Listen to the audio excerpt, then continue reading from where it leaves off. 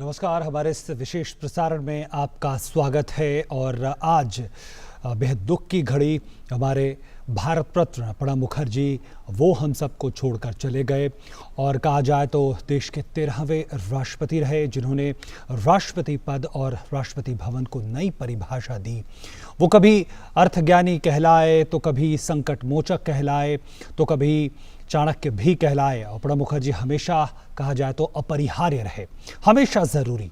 शायद इसलिए सरकारी विभाग की इमारतें और विषय भले ही बदल गए हों, वो प्रासंगिक और ज़रूरी बने रहे।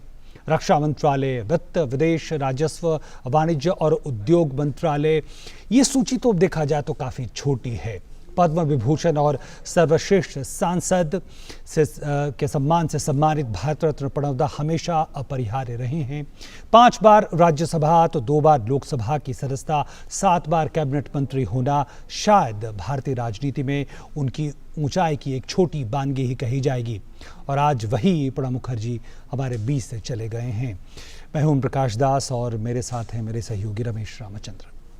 Thank you, OP. You're watching the continuous coverage here on DD India and DD News of the demise of former President of India, Pranab Mukherjee. India is in mourning. Former President Pranab Mukherjee is no more. He passed away at an army hospital in New Delhi. He was 84 years old. Mr. Mukherjee was the 13th President of India between 2012 and 2017. He was a man of many parts, a scholar, statesman, administrator, orator, author. He was an institution in himself. Mr. Mukherjee was a recipient of the Bharat Ratna, India's highest civilian honor as well. A man of unparalleled experience in public life, Mr. Pranab Mukherjee rose from humble origins to become India's foreign, defense, commerce and finance minister. He was elected to the Rajya Sabha on 5 occasions from 1969 and twice to the Lok Sabha from 2004. बिल्कुल। और देखा जाए तो देश के लिए आज बड़े ही दुख की घड़ी है। पूर्व राष्ट्रपति प्रणब मुखर्जी का सैन्य अस्पताल में निधन हो गया और प्रणब मुखर्जी 84 वर्ष के थे। पूर्व राष्ट्रपति मुखर्जी को पिछले 10 अगस्त को अस्पताल में भर्ती करवाया गया था और आज सुबह जारी एक स्वास्थ्य बुलेटिन में कहा गया कि वो गहरे कोमा में हैं और उन्हें वेंटिलेटर पर रखा गया है। पूर्व राष्ट्रपति के निधन पर 7 दिन के राजकीय शोक की घोषणा की गई है। पूर्व राष्ट्रपति को भारत रत्न से सम्मानित किया गया था। वे देश के वित्त मंत्री भी रहे थे। प्रणब मुखर्जी को भारतीय राजनीति की नब्ज पर गहरी पकड़ रखने वाले एक ऐसी शख्सियत के तौर पर याद किया जाएगा। और पूर्व राष्ट्रपति को देश के सर्वाधिक सम्मानित राजनेताओं में शुमार किया जाता था। वे भारत के 13वें राष्ट्रपति प्रणब मुखर्जी वो के तौर पे हम जानते हैं उनको। उनका सम्मान राजनीति से ऊपर उठकर सभी राजनीतिक दलों में था।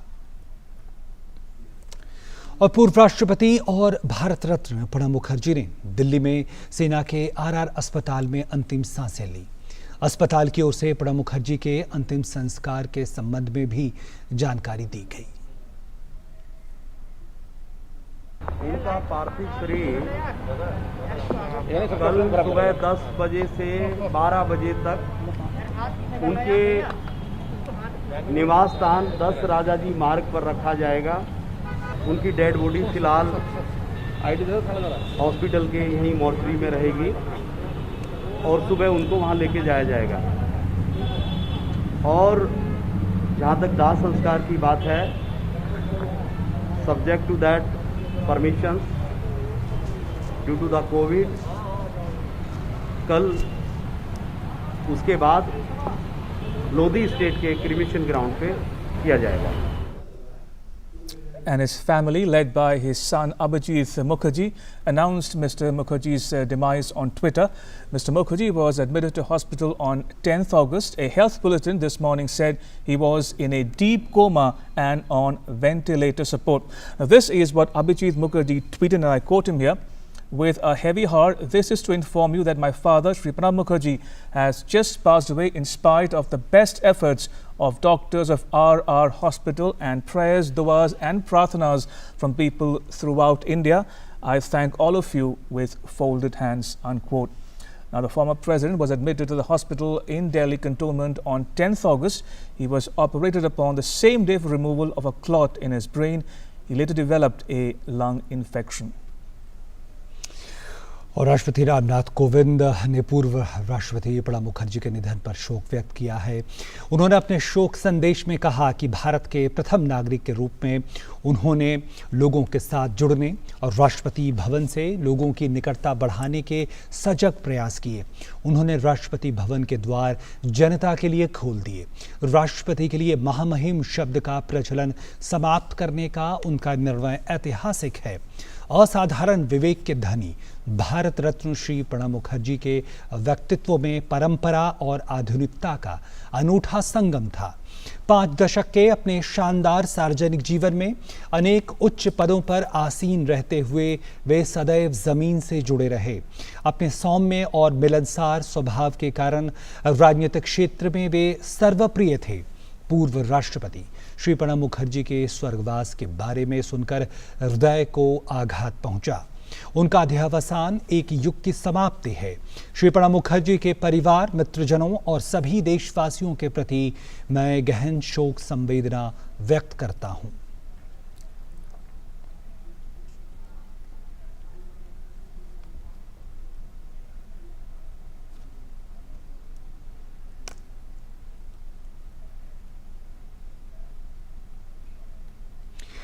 उपराष्ट्रपति वेंकैया नायडू ने पूर्व राष्ट्रपति प्रणब मुखर्जी के निधन पर शोक व्यक्त करते हुए कहा कि भारत के पूर्व राष्ट्रपति श्री प्रणब मुखर्जी जी का निधन राष्ट्र के लिए बड़ी क्षति है। देश ने एक दूरदर्शिता वरिष्ठ नेता खोया है।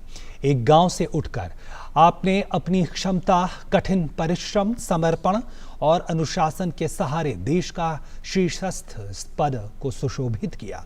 राष्ट्र के प्रति आपकी सेवाओं के सम्मान में आपको शीर्षस्थ सम्मान भारत रत्न से अलंकृत किया गया। भारत की संसद ने आपके योगदान के लिए आपको सर्वश्रेष्ठ सांसद के सम्मान से सम्मानित किया। अपने लंबे और यशस्वी सार्वजनिक जीवन में भी श्री मुखर्जी जिस भी पद पर रहे, उन्होंने उसकी गरिमा में वृद्धि की। शोक संतप्त परिजनों के प्रति मेरी हार्दिक संवेदनाएं। ओम शांति।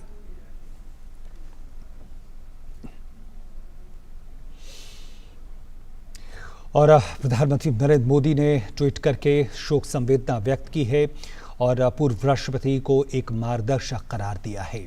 उन्होंने अपने ट्वीट में लिखा कि भारत रत्न श्री प्रणब मुखर्जी के निधन पर देश शोकाकुल है। देश के विकास यात्रा में उनकी अमिट छाप है। वे एक विद्वान और कुशल राजनीतिज्ञ थे। सभी राजनीतिक दल और समाज के हर एक वर्ग में उनकी पहुंच थी। उन्होंने अपने राजनीतिक सफर के दौरान आर्थिक और रणनीतिक मंत्रालयों में योगदान दिया है। वे एक बेहतरीन सांसद थे। भारत के राष्ट्रपति के रूप में उन्होंने आम लोगों की पहुंच राष्ट्रपति भवन में बखूबी बढ़ाई। उन्होंने राष्ट्रपति भवन को अन्वेषण, संस्कृति, विज्ञान और साहित्य का केंद्र बनाया। और सरसंचालक मोहन भागवत अपनी प्रतिक्रिया दे रहे हैं, आइए सुनते हैं। और कार्यक्रम का संचालन करने वाले खड़े होकर अब शुरू होने ही वाले थे प्रस्तावना करने के लिए। उतने में डॉक्टर प्रणब मुखर्जी खड़े हो गए और उन्होंने कहा, देखो हम यहाँ पर परिचय के लिए एकत्रित आए हैं, मैं मेरे से प्रारंभ करता हूँ।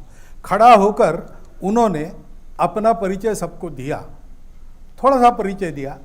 मैं प्रणब मुखर्जी भारत का राष्ट्रपति रहा हूँ, ऐसा करके वो बैठ गए। ये इतनी अनपेक्षित बात थी, सब लोग अवाक रह गए और सब लोग मन ही मन उनके इस सादगी की और मिलनसारिता के कायल हो गए। इतना सबके साथ सामान्य होकर घुलने मिलने वाले वो थे, लेकिन वो बहुत बड़े अनुभवी, परिपक्व ऐसे चिंतक भी थे। उनके पास जानकारी भी थी। दीर्घ जीवन में अनुभवों के कारण उस जानकारी को पचाकर सद दिशा में उसका उपयोग करने वाला विवेक भी उनके पास था और इसलिए हम जैसे लोगों के वो मार्गदर्शक बुजुर्ग थे। उनके साथ बैठे, जितना देर बैठेंगे लगता था और बैठे, वो और बोले। हम अपने आप अपने में अपने व्यक्तित्व को समृद्ध होता उनके सानिध्य में अनुभव करते थे। लंबा राजनीतिक जीवन, कुशल राजनीतिज्ञ का बहुत सफल जीवन उनका रहा। सब प्रकार की चालें भी वो जानते थे, परंतु इस राजनीति के ऊपर उठकर देश हित में सबको अपना मानकर चलने की और राजनीतिक मतभेदों के बावजूद सबको अपना बनाने की उनकी वृत्ति, ये सदैव उनके व्यवहार में हमने देखी है। हमने एक विद्वान को खोया है, देश हित के लिए सदैव चिंतित रहने वाले एक देशभक्त को खोया है। हमारे आपके सामाजिक और व्यक्तिगत व्यवहार में विवेक के मार्गदर्शन को देने वाले एक सुहृद को खोया है, बुजुर्ग को खोया है। ये जो हमारी क्षति हुई है वो कभी पूरी नहीं हो सकती। मेरे जैसे कई लोगों के जीवन में प्रणवदा बहुत थोड़े समय के लिए आए, परंतु वो सदैव याद रहेंगे, सदैव लगेगा कि उनका होना हमारे लिए कितना आवश्यक था। नियति की इच्छा है, उसको हम कुछ कर नहीं सकते। उनके परिवारजनों के शोक में हम सब समान संवेदना रखते हुए सहभागी हो रहे हैं और उनके आत्मा की सद्गति के लिए ईश्वर चरण में प्रार्थना कर रहे हैं। तो ये थे आरएसएस प्रमुख मोहन भागवत अपनी प्रतिक्रिया देते हुए और उस समय को याद करते हुए जब आरएसएस की एक सभा में, एक कार्यक्रम में उन्होंने जून 2018 में भागीदारी की थी और उन्होंने कहा कि जिस तरह से अपने पूरे जीवन में अपरिहार्य बने रहे प्रणब मुखर्जी, उसके बाद आज भी उनके चले जाने के बाद भी उस अपरिहार्यता को भूला नहीं जा सकता। और पूर्व राष्ट्रपति प्रणब मुखर्जी के निधन पर देश के गणमान्य लोगों ने अपनी संवेदनाएं जताई। आइए सुनते हैं। देश ने एक महान सपूत खोया है। भारत रत्न प्रणब मुखर्जी के निधन से पूरा देश दुखी है। जिस तरह से अपने जीवन में उन्होंने अपनी भूमिका को सार्थक किया और एक बेहतर इंसान साबित किया, एक महान राजनेता, एक धुरंधर रणनीतिकार, एक सभी प्रसंगों से अपने पार्टी को बचाने का काम और पार्लियामेंट में एक गरिमा के साथ और राष्ट्रपति पद का निर्वहन भी बहुत गरिमा के साथ किया। उनको हमारी भावभीनी श्रद्धांजलि। भारत रत्न पूर्व राष्ट्रपति श्री प्रणब मुखर्जी के निधन पर मैं शोक व्यक्त करता हूं।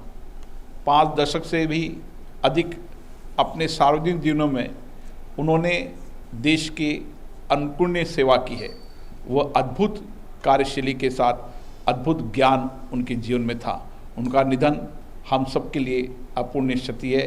व्यक्तिगत रूप से मेरे लिए अपूर्णीय क्षति है, क्योंकि उनका समय पर मुझे संसदीय अनुभव का लाभ मिलता था। ईश्वर दिग्गज आत्मा को उनके चरणों में स्थान दे। शोक संतप्त परिवार को मेरी प्रति संवेदना। ओम शांति।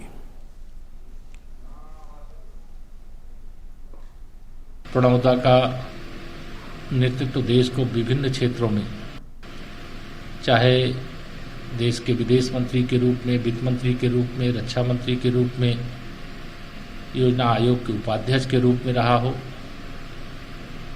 और फिर राष्ट्रपति के रूप में, तो उनका जो कार्यकाल रहा है वह पूरा देश कभी भुला नहीं सकता है। भारतीय राजनीति के एक अध्याय का समापन हो गया। वो ऐसे नेता थे जिन्होंने सदैव दलगत राजनीति से ऊपर अपने देश को रखा। उनकी विद्वता, राष्ट्र के विकास के लिए उनकी प्रतिबद्धता, ये भी पकड़ लें, विषयों पर उनकी पकड़ उनकी विलक्षण बुद्धि उन्हें सबसे अलग हटके राजनेता बनाती थी। उनको भुलाया नहीं जा सकता। प्रणब दा जैसे लोग विरले ही राजनीति में आते हैं। बड़े दिल के इंसान थे और अपनी बात पर मजबूती से खड़े रहते थे। वो भारत रत्न थे और पूर्वांचल में, पूरे पूर्वी भारत में उनसे बड़ा कोई नेता नहीं था। वो आज हमारे बीच में नहीं है, हमें बहुत दुख है। और इस वक्त हमारे साथ दो हमारे मेहमान जुड़ गए हमारे साथ प्रफुल्ल केतकर जी हैं, संपादक ऑर्गेनाइज़र, और हमारे साथ प्रदीप सिंह जी, वरिष्ठ पत्रकार। और प्रदीप सिंह जी, अगर आपसे शुरुआत करना चाहें तो सार्वजनिक जीवन में उनकी जो आखिरी भूमिका की याद हमें है वो एक राष्ट्रपति के तौर पर है, और जिस तरह से उन्होंने राष्ट्रपति भवन और राष्ट्रपति की परिभाषा एक तरह से बदल दी, कैसे याद करेंगे उनकी इस भूमिका को आज? नहीं, देखिए, उनके पूरे राजनीतिक अगर करियर को देखें आप, उसमें राष्ट्रपति का पद भी आता है, तो मैं कहूँगा कि भारतीय राजनीति का एक और अजात शत्रु चला। 51 साल का संसदीय जीवन और कोई दुश्मन नहीं होता है।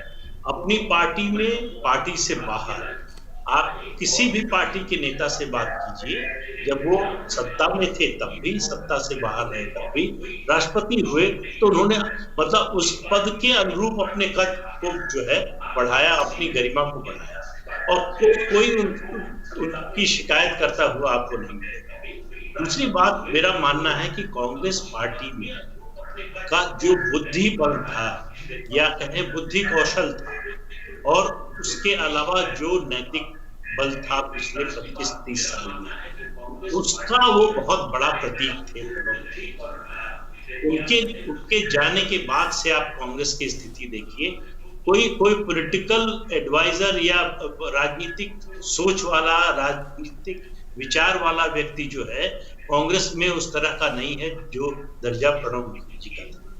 राष्ट्रपति के रूप में उन्होंने अपनी गरिमा को पार्टी पॉलिटिक्स से ऊपर रहकर कभी उन्होंने इस बात का एहसास नहीं होने दिया कि वो राष्ट्रपति पद के चुनाव में वो कांग्रेस पार्टी के या यूपीए के उम्मीदवार थे।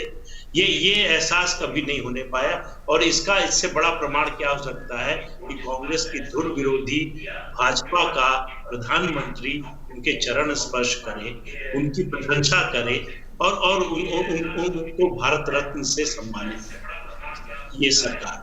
तो ये उनकी जो पूरे जीवन का सार है, उनके पूरे जीवन का जिस तरह से उन्होंने निर्वाह किया, संसदीय परंपराओं का बात हो या प्रशासन की बात हो, तो नियमों को लेकर जो है थोड़ा सख्त रहते थे। लेकिन राजनीति में प्रतिस्पर्धा होनी चाहिए, दुश्मनी नहीं होनी चाहिए। राजनीति के एक दूसरे के विरोध में हो सकती है, वैचारिक विरोध हो सकता है, व्यक्तिगत विरोध नहीं होना चाहिए। ये प्रणब मुखर्जी ने सिखाया। कितने लोगों ने सीखा, ये इस पर आज चर्चा न करें तो बेहतर है, लेकिन निश्चित रूप से उन्होंने अपने जीवन को, अपने राजनीतिक जीवन को उदाहरण के रूप में प्रस्तुत किया, और ये कोई सामान्य बात नहीं है। आप देखिए कि 34 साल की उम्र में इंदिरा गांधी ने उनके इस व्यक्तित्व को, उनके इस टैलेंट को पहचाना, प्रतिभा को पहचाना, और जो हाउस ऑफ एल्डर्स कहा जाता है राज्यसभा, वहां 34 साल की उम्र में उनको राज्यसभा में ले आई। लेकिन उसके बाद का सफर थोड़ा उतार चढ़ाव वाला उनका रहा। लेकिन प्रणब मुखर्जी जैसे सांसद, प्रणब मुखर्जी जैसे मंत्री, प्रणब मुखर्जी जैसे राजनेता, प्रणब मुखर्जी जैसे राष्ट्रपति, ये आज जो परिस्थिति है राजनीतिक, उसमें मिलना ऐसे व्यक्ति का बहुत कठिन है। जी, also joining us is Prafull Ketkar. He is the editor of the Organizer Weekly. Prafull Ketkar, how would you describe Pranab Mukherjee's legacy? How will he be remembered?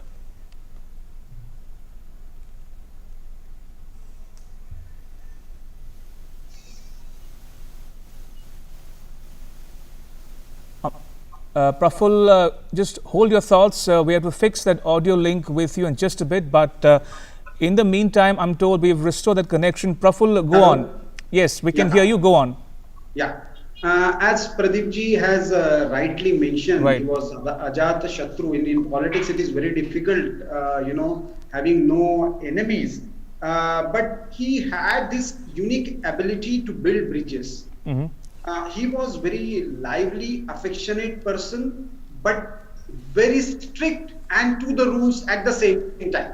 See, it is very difficult for an individual to be very affectionate, because a couple of times I had occasion to interact with him. When I interacted him on the sidelines of counter-terrorism conference in Jaipur, and another occasion I went to when he was Rashtrapati, I went to meet him to present a copy of Organizer on 90 years of RSS, and he was so affectionate, as if he knew me for so many years. He made me sit there and gave his words of wisdom. But when it comes to parliamentary procedure, when it comes to certain institutional norms, he was a man of rules. He was a man of conviction about constitutional and parliamentary procedures. So you find a fine balance, on one hand, a person with, strong secular credentials in public life, but never ashamed of his identity. And every year he ensured that, he celebrates Durga Puja at his ancestral village, and very proudly carried his identity while doing that puja. This was, we can say, if I have to, describe Pranab Mukherjee, then he was a representative of two Indian Bharatiya ethos, which could, take extremes on the middle path.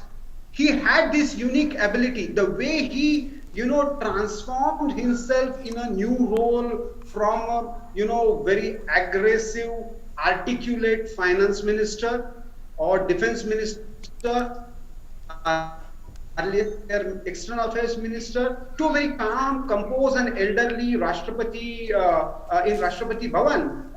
It was remarkable. Even the change of guards in center did not change his role as the first or the constitutional head of India. That describes you the quality of the man. The way he transformed entire, we have one legacy of Dr. APJ Abdul Kalam.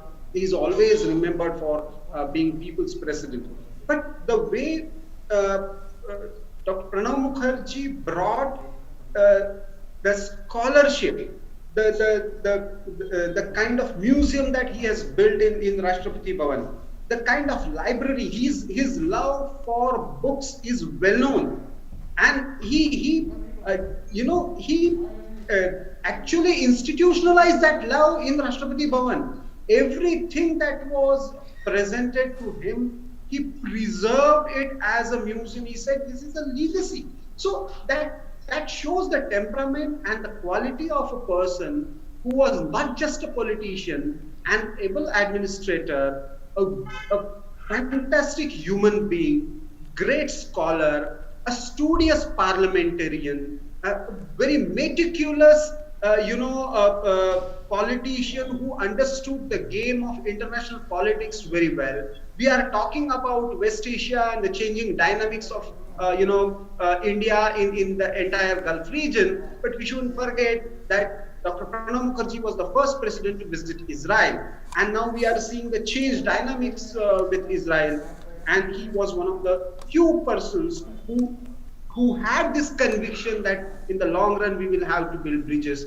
with both Israel and Palestine. So, so I see this unique ability to build consensus, find synthesis in contradictions. That is Pranab Da for me. बिल्कुल प्रदीप जी, उनके पूरे जीवन सफ़र पे अगर नज़र डालें तो ज़्यादातर सफ़र उनका राज्यसभा में रहा 2004 के पहले तक, लेकिन एक बात जो उनके जीवन से लगातार उनके जो पूरा सफ़र रहा वो बातें सामने आती हैं कि वो हमेशा कोशिश करते रहे कि कैसे लोकसभा के ज़रिए जो है लोगों की सेवा की जाए, वहाँ पहुँचा जाए। और जीवन के जब राजनीतिक जीवन के आखिरी जो सालों में अगर देखा जाए 2004 में वो लोकसभा के लिए चुने गए।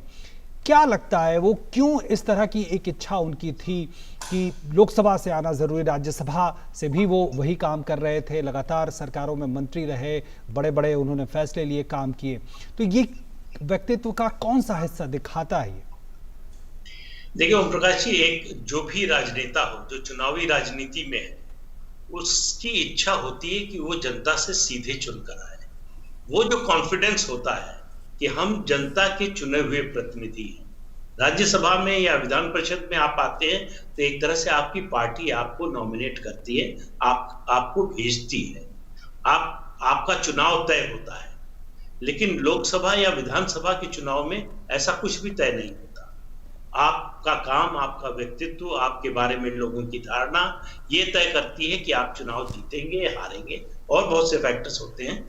लेकिन ये इच्छा जो है, और किसी बड़े राजनेता में और खासतौर से प्रणब मुखर्जी जैसे कद के नेता में ये इच्छा रही हो कि उनको लोकसभा से आना चाहिए, वरना ये हमेशा के लिए होगा कि पार्टी भेजती रही, राज्यसभा में रहे। इनको बहुत से लोग ये टिप्पणी करते हैं, कभी एक तरह से तंज भी करते हैं कि राज्यसभा वालों को जनता की राजनीति या जमीन की राजनीति की समझ नहीं होती। तो ये एक मन में हर पॉलिटिशियन के रहता है जो राज्यसभा में है, एक बार लोकसभा से भी आए।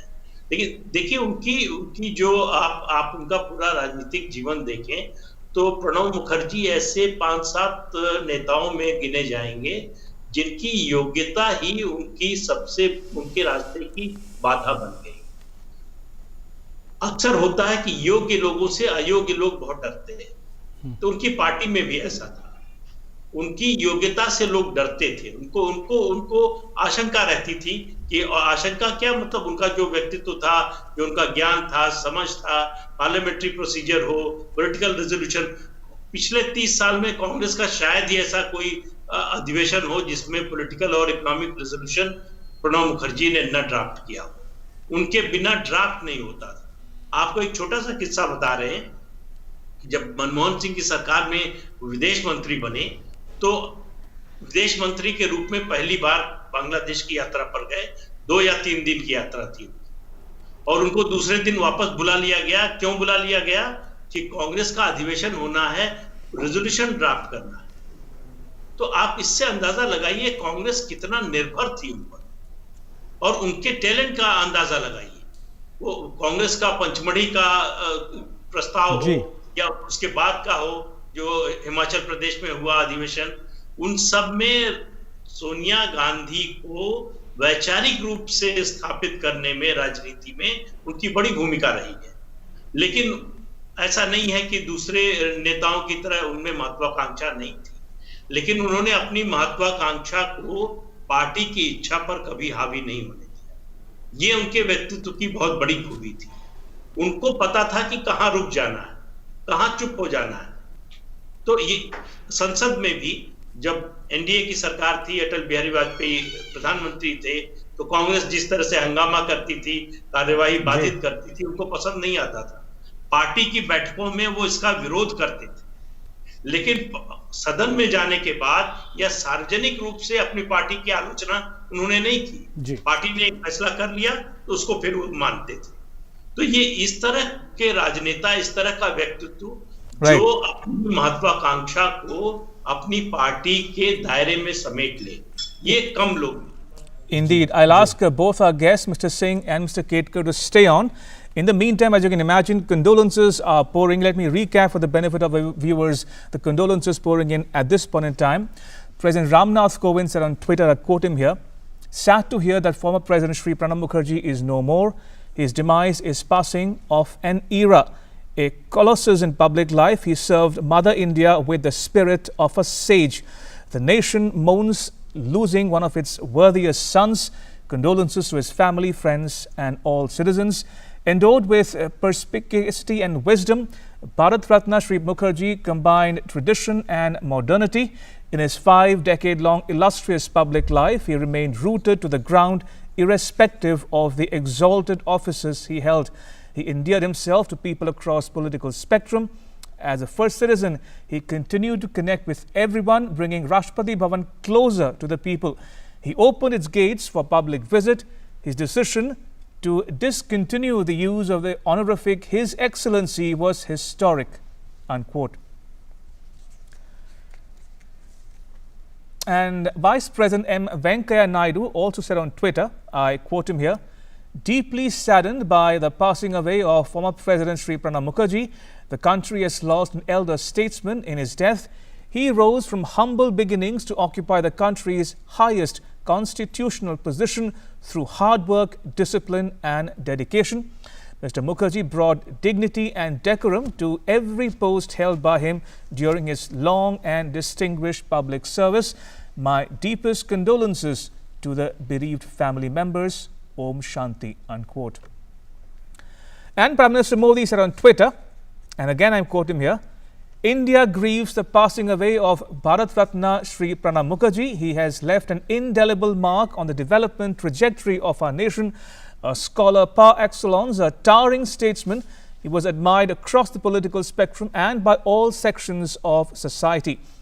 As India's President, Shri Pranab Mukherjee made Rashtrapati Bhavan even more accessible to common citizens. He made the President's house a center of learning, innovation, culture, science and literature. His wise counsel on key policy matters will never be forgotten by me." He also goes on to say, "I was new to Delhi in 2014. From day one, I was blessed to have the guidance, support and blessings of Shri Pranab Mukherjee. I'll always cherish my interactions with him. Condolences to his family, friends, admirers and supporters across India. Om Shanti." And Home Minister Amit Shah also expressed heartfelt condolences at the demise of the former president. In a tweet, Mr. Shah said, I quote, "Pranab Da's life will always be cherished for his impeccable service and indelible contribution to our motherland. His demise has left a huge void in Indian polity. My sincerest condolences are with his family and followers on this irreparable loss. Om Shanti, Shanti, Shanti." Deeply anguished on the passing away of former President of India, Bharat Ratna Shri Pranab Mukherjee ji. He was a vastly experienced leader who served the nation with utmost devotion. Pranab Da's distinguished career is a matter of great pride for the entire country. And Mr. Mukherjee's daughter, Sharmishta Mukherjee, recalled her father, late Pranab Mukherjee, through a tweet. She said, and I quote, "I bow to all Baba, taking the liberty to quote from your favorite poet to say your final goodbye to all. You have led a full, meaningful life in service of the nation, in service of our people. I feel blessed to have been born as your daughter." And Abhijit Mukherjee, the son of the late President Pranab Mukherjee, in a tweet informed, and I quote, "With a heavy heart, this is to inform you that my father, Shri Pranab Mukherjee, has just passed away in spite of the best efforts of the doctors of RR Hospital and prayers, duas and prathanas from people throughout India. I thank all of you." और पूर्व राष्ट्रपति और भारत रत्न प्रणब मुखर्जी के निधन पर राजनीति के हर वर्ग से प्रतिक्रियाएं सामने आ रही हैं। आइए सुनते हैं। और ये प्रतिक्रियाएं आप तक हम पहुंचाएंगे, लेकिन आइए एक नज़र डाल लेते हैं पूर्व राष्ट्रपति श्री प्रणब मुखर्जी के जीवन परिचय पर।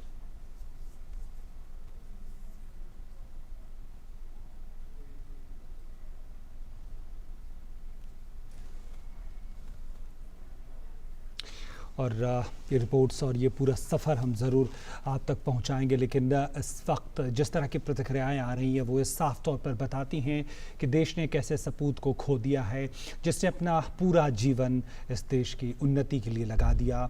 सरकार में अलग अलग पदों पे रहे और लगातार सार्वजनिक जीवन में उन्होंने नए कीर्तिमान स्थापित किए, बतौर वित्त मंत्री हो या बतौर रक्षा मंत्री या बतौर विदेश मंत्री। इसके अलावा अलग अलग समितियों में उनकी भूमिका भूमिकाएं रहें, संसद में उनकी भूमिका और उनके जिस तरह से उन्होंने अपनी भूमिका का निर्वहन किया, उसके लेकर उन्हें सर्वश्रेष्ठ सांसद तक के सम्मान से नवाजा गया।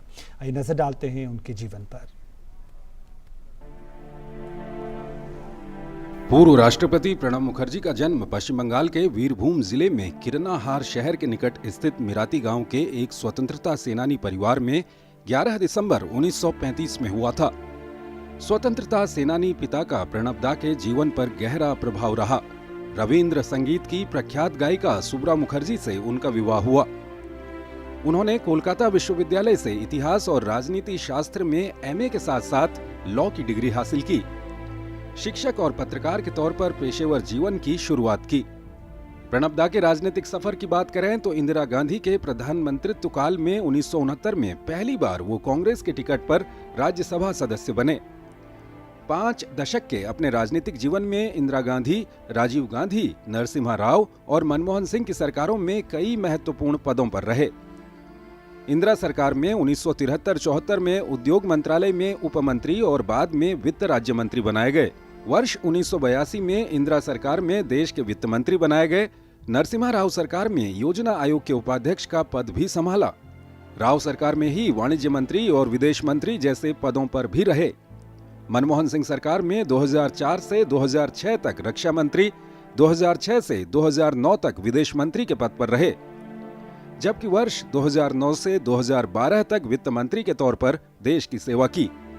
वर्ष 2012 में वो देश के राष्ट्रपति चुने गए। राजनीतिक तौर पर उनका जीवन सदा युवा पीढ़ी के लिए एक आदर्श नेता के तौर पर रहा।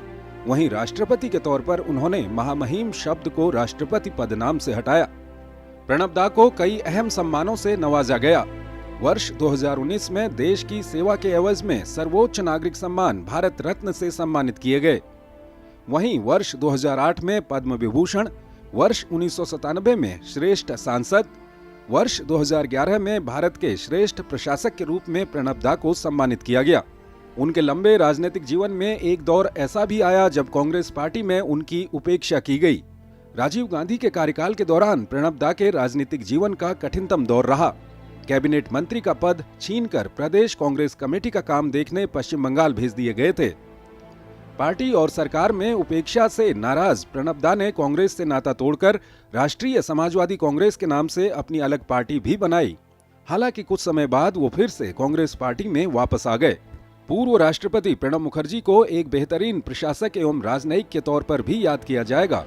अंतर्राष्ट्रीय मुद्रा कोष, विश्व बैंक, एशियाई विकास बैंक, अफ्रीकी विकास बैंक के निदेशक बोर्ड में रहने वाले प्रणब मुखर्जी ने वर्ष 1982, 1983, 1984 में राष्ट्रमंडल वित्त मंत्रियों के सम्मेलन में भारतीय प्रतिनिधिमंडल का नेतृत्व भी किया। वर्ष 1994, 1995, 2005, 2006 में संयुक्त राष्ट्र महासभा में भी उन्होंने भारत का प्रतिनिधित्व किया। ऑकलैंड में आयोजित 1995 में राष्ट्रमंडल देशों के प्रमुखों के सम्मेलन में भारत का प्रतिनिधित्व भी उन्होंने किया। वर्ष 1995 में गुटनिरपेक्ष देशों के विदेश मंत्रियों के सम्मेलन में भी प्रणब दा ने भारत का प्रतिनिधित्व किया। इसके साथ ही वर्ष 1995 में आयोजित एफ्रो एशियाई कॉन्फ्रेंस में भी भारत का प्रतिनिधित्व किया। प्रणब दा की 70 के दशक में क्षेत्रीय ग्रामीण बैंकों के गठन में अग्रणी भूमिका रही है। 80 के दशक में एक्सिम बैंक और नाबार्ड के गठन में भी उनकी प्रमुख भूमिका रही है। वित्त मंत्री के पद पर रहते हुए प्रणब दा ने ही मनमोहन सिंह को रिजर्व बैंक का गवर्नर बनाया था। वर्ष 2004 से 2014 के बीच यूपीए सरकार के दौरान प्रणब दा संकट मोचक की भूमिका निभाते रहे। उन्हें यूपीए सरकार के दौरान प्रमुख नीतिगत फैसलों का सूत्रधार माना जाता रहा है। प्रशासनिक सुधार, सूचना का अधिकार हो या रोजगार का अधिकार, खाद्य सुरक्षा, ऊर्जा सुरक्षा आदि जैसे अहम मुद्दों पर पहल के प्रणेता रहे प्रणब दा। यूपीए सरकार में 95 अधिकार प्राप्त मंत्रिमंडल समूहों के अध्यक्ष रहे। प्रणब दा ने भारतीय अर्थव्यवस्था और राष्ट्र निर्माण पर कई पुस्तकों का लेखन भी किया। भारत रत्न प्रणब मुखर्जी को एक ऐसे व्यक्तित्व के तौर पर याद किया जाएगा जिनकी प्रशासनिक क्षमता अद्भुत थी। साथ ही धर्म और संस्कृति को लेकर उनका लगाव बेहद गहरा था। देश हमेशा भारत रत्न प्रणब मुखर्जी को एक ऐसे राष्ट्रभक्त के तौर पर याद रखेगा जिन्होंने भारत के राजनीतिक और सामाजिक जीवन पर गहरी छाप छोड़ी है। Bureau report, DD news. तो कहा जाए तो ऐसे वक्त में प्रतिक्रियाओं की बाढ़ आ गई है तो शायद कहना गलत नहीं होगा, चाहे पक्ष हो या विपक्ष। आइए कुछ प्रतिक्रियाएं सुनते हैं। देश का एक महान सपूत हमारे बीच से चले गया। मैं समझता हूं कि उनका योगदान देश के प्रति, कांग्रेस पार्टी में उनका योगदान इतिहास के सुनहरे अक्षरों में लिखा जाएगा। कांग्रेस पार्टी के तो समझ लीजिए वो भीष्म पितामह थे एक किस्म के, और कोई ऐसा फैसला कांग्रेस पार्टी नहीं ले सकती थी जब तक उनकी सहमति ना हो। प्रणब के निधन पर बहुत ही आज अफसोस हुआ है। पूरे देश ने एक बहुत अच्छा लीडर, एक बहुत अच्छा फिलासफर, एक बहुत अच्छा राइटर, एक बहुत अच्छा एडमिनिस्ट्रेटर और एक बहुत अच्छा इकोनॉमिस्ट खो दिया है। एक बहुत अच्छा देशभक्त सपूत खो दिया है। हम अल्लाह से यही दुआ करेंगे कि उनकी आत्मा को शांति दे, उन्हें स्वर्ग में जगह दे, और उनके जो बेटा और बेटी है उनको ये साहस दे इतने बड़े सदमे को बर्दाश्त करने का। একটা জ্ঞানী পণ্ডিত শিক্ষিত দূরদর্শী সম্পন্ন এক ব্যক্তিত্বের মৃত্যুতে দেশের এক অপূরণীয় ক্ষতি হলো। একজন রাষ্ট্রনায়কের মতন চরিত্র ছিল প্রণববাবু, যার কাছে দেশের স্বার্থ সর্বের কিছুর অগ্রাধিকার, সবকিছুর অগ্রাধিকারের तालिकाय प्रथम देशेर स्वार्थ। सब जब उस दुख में डूबे हुए हैं तो मैं उनके परिवार को, अभिजीत को, सुनिश्चिता को, उनको सभी को अपने साथ से संवेदना प्रकट करता हूं। और ऐसे इंसान की जगह परमात्मा के चरणों में तो है, लेकिन मैं उनको यही दुआ करता हूं कि जो कुछ उनके आदर्श थे वो उन पे चल सके, उनकी पालना करें। तो प्रतिक्रियाएं लगातार आ रही हैं और हमारे साथ हमारे मेहमान भी जुड़े हुए हैं। प्रफुल्ल केतकर जी, हम प्रतिक्रियाएं देख रहे हैं और निश्चित तौर पर उनकी क्षमताओं की बात भी हो रही है। एक वो समय याद होगा आप लोगों को भी कि जब यूपीए सरकार के दौर में लगातार ग्रुप ऑफ मिनिस्टर्स बनते थे और लगभग सभी के जो प्रमुख थे वो प्रणब मुखर्जी बनते थे। कैसे मानवीय क्षमताओं के इस स्तर तक प्रणब मुखर्जी पहुंचे? क्या एक अलग तरह के व्यक्तित्व थे या उन्होंने परिस्थितियों के हिसाब से अपने आप को एक तरह से ट्रेन किया और उन तमाम परिस्थितियों को वो एक समाधान की तरफ ले जाने की ये क्षमता उनके अंदर विकसित हुई?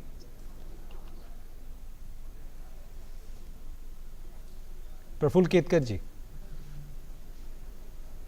एक शिक्षक से लेकर, जी आ रही मेरी आवाज? हाँ जी बोले जी। देखिए, एक शिक्षक से लेकर राष्ट्रपति पद के उनके प्रवास में शायद ही ऐसा कोई दिन होगा जो मुझे उनसे चर्चा करते हुए और एक पत्रकार के नाते उनके व्यवहार को, जब वो तालकटोरा रोड पर रहते थे उस समय की भी मुझे ध्यान है कि शायद ऐसा कोई दिन होगा कि दिन के कम से कम 16 से 18 घंटे उन्होंने काम ना किया हो।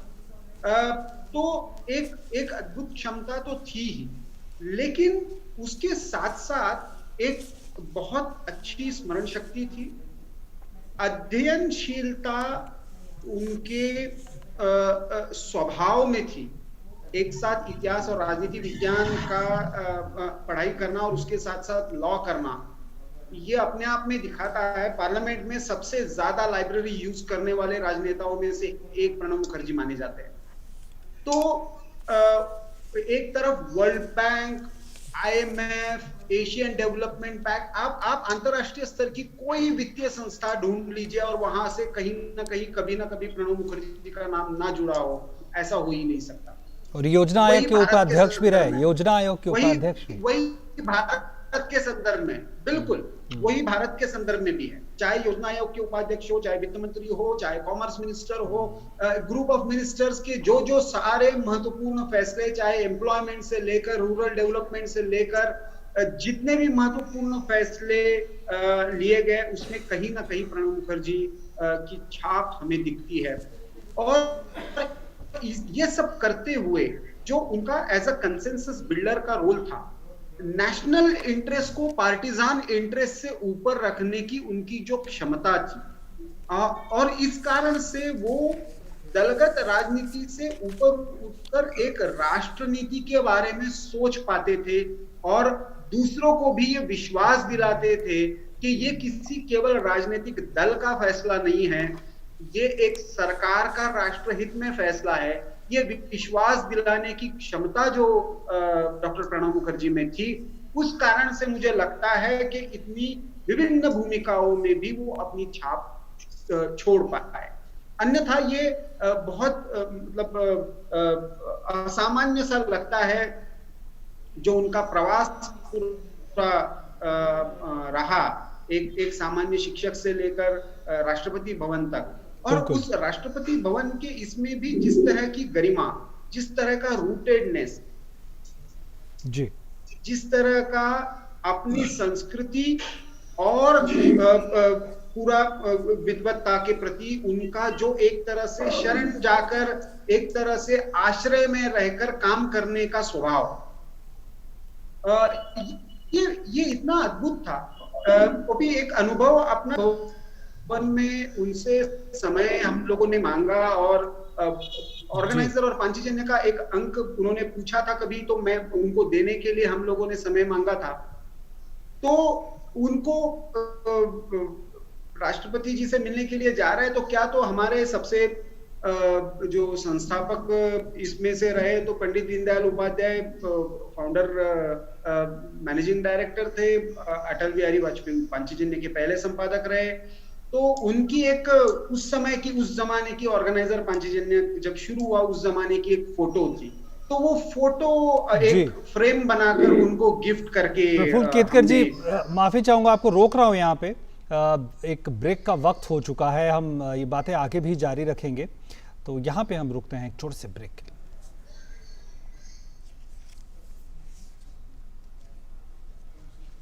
पक्की होगी बुनियादें तो हंसे हिंदुस्तान होगा। पहले करो शुरुआत करो, करो तो पक्की बात करो, पहले करो शुरुआत करो, करो तो पक्की। वंडर सीमेंट, एक परफेक्ट शुरुआत। मेरा ही तो हिस्सा है तू, हर पल का किस्सा है तू, तुझको निहारो और फिर नजरें उतारो, खुशियाँ दी इतनी सारी, सब तुम पे वारो। पर सोचती हूँ कभी कभी, कब तक रहेंगी ये खुशियाँ बनी? अगले बच्चे से पहले रखेंगे 3 साल का फासला, ताकि मुन्ने की हो सही देखरेख और तुम दोनों रहो सेहतमंद। फिर रहेंगी खुशियाँ बरकरार। और इसका एक सही तरीका है, आयुसीडी। महिलाओं के लिए सबसे असरदार लंबे समय वाले गर्भ निरोधक उपायों में से एक है आयुसीडी। इसे आप डिलीवरी के तुरंत बाद या फिर बाद में कभी भी अपना सकते हैं। आयुसीडी चलो।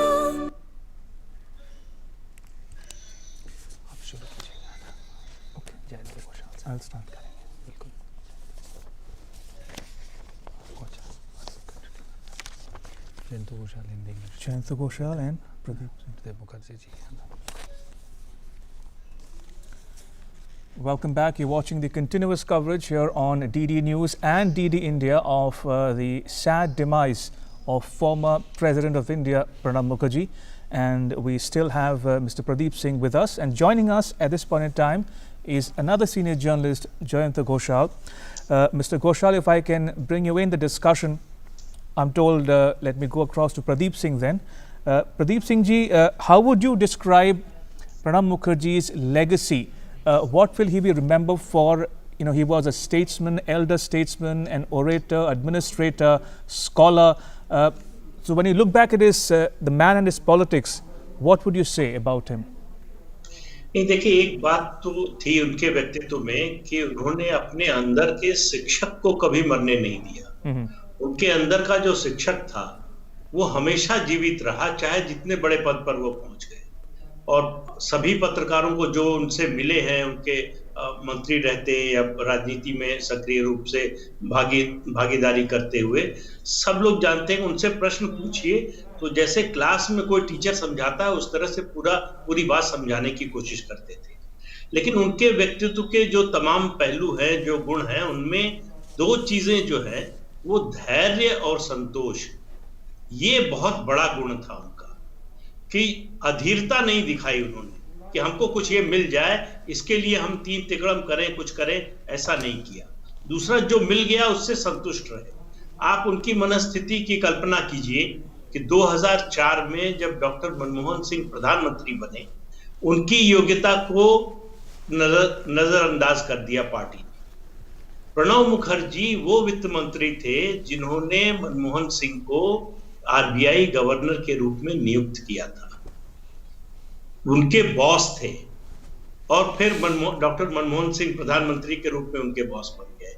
लेकिन पूरे 10 साल में कभी सुनाई नहीं दिया कि डॉक्टर मनमोहन सिंह के साथ व्यवहार में कोई तल्खी आई हो, कोई बेअदबी की हो, या कोई ऐसा व्यवहार किया हो जो उनकी प्रतिष्ठा के या प्रधानमंत्री पद के अनुरूप न हो, और प्रणब मुखर्जी का जो व्यक्तित्व था उसके अनुरूप न हो।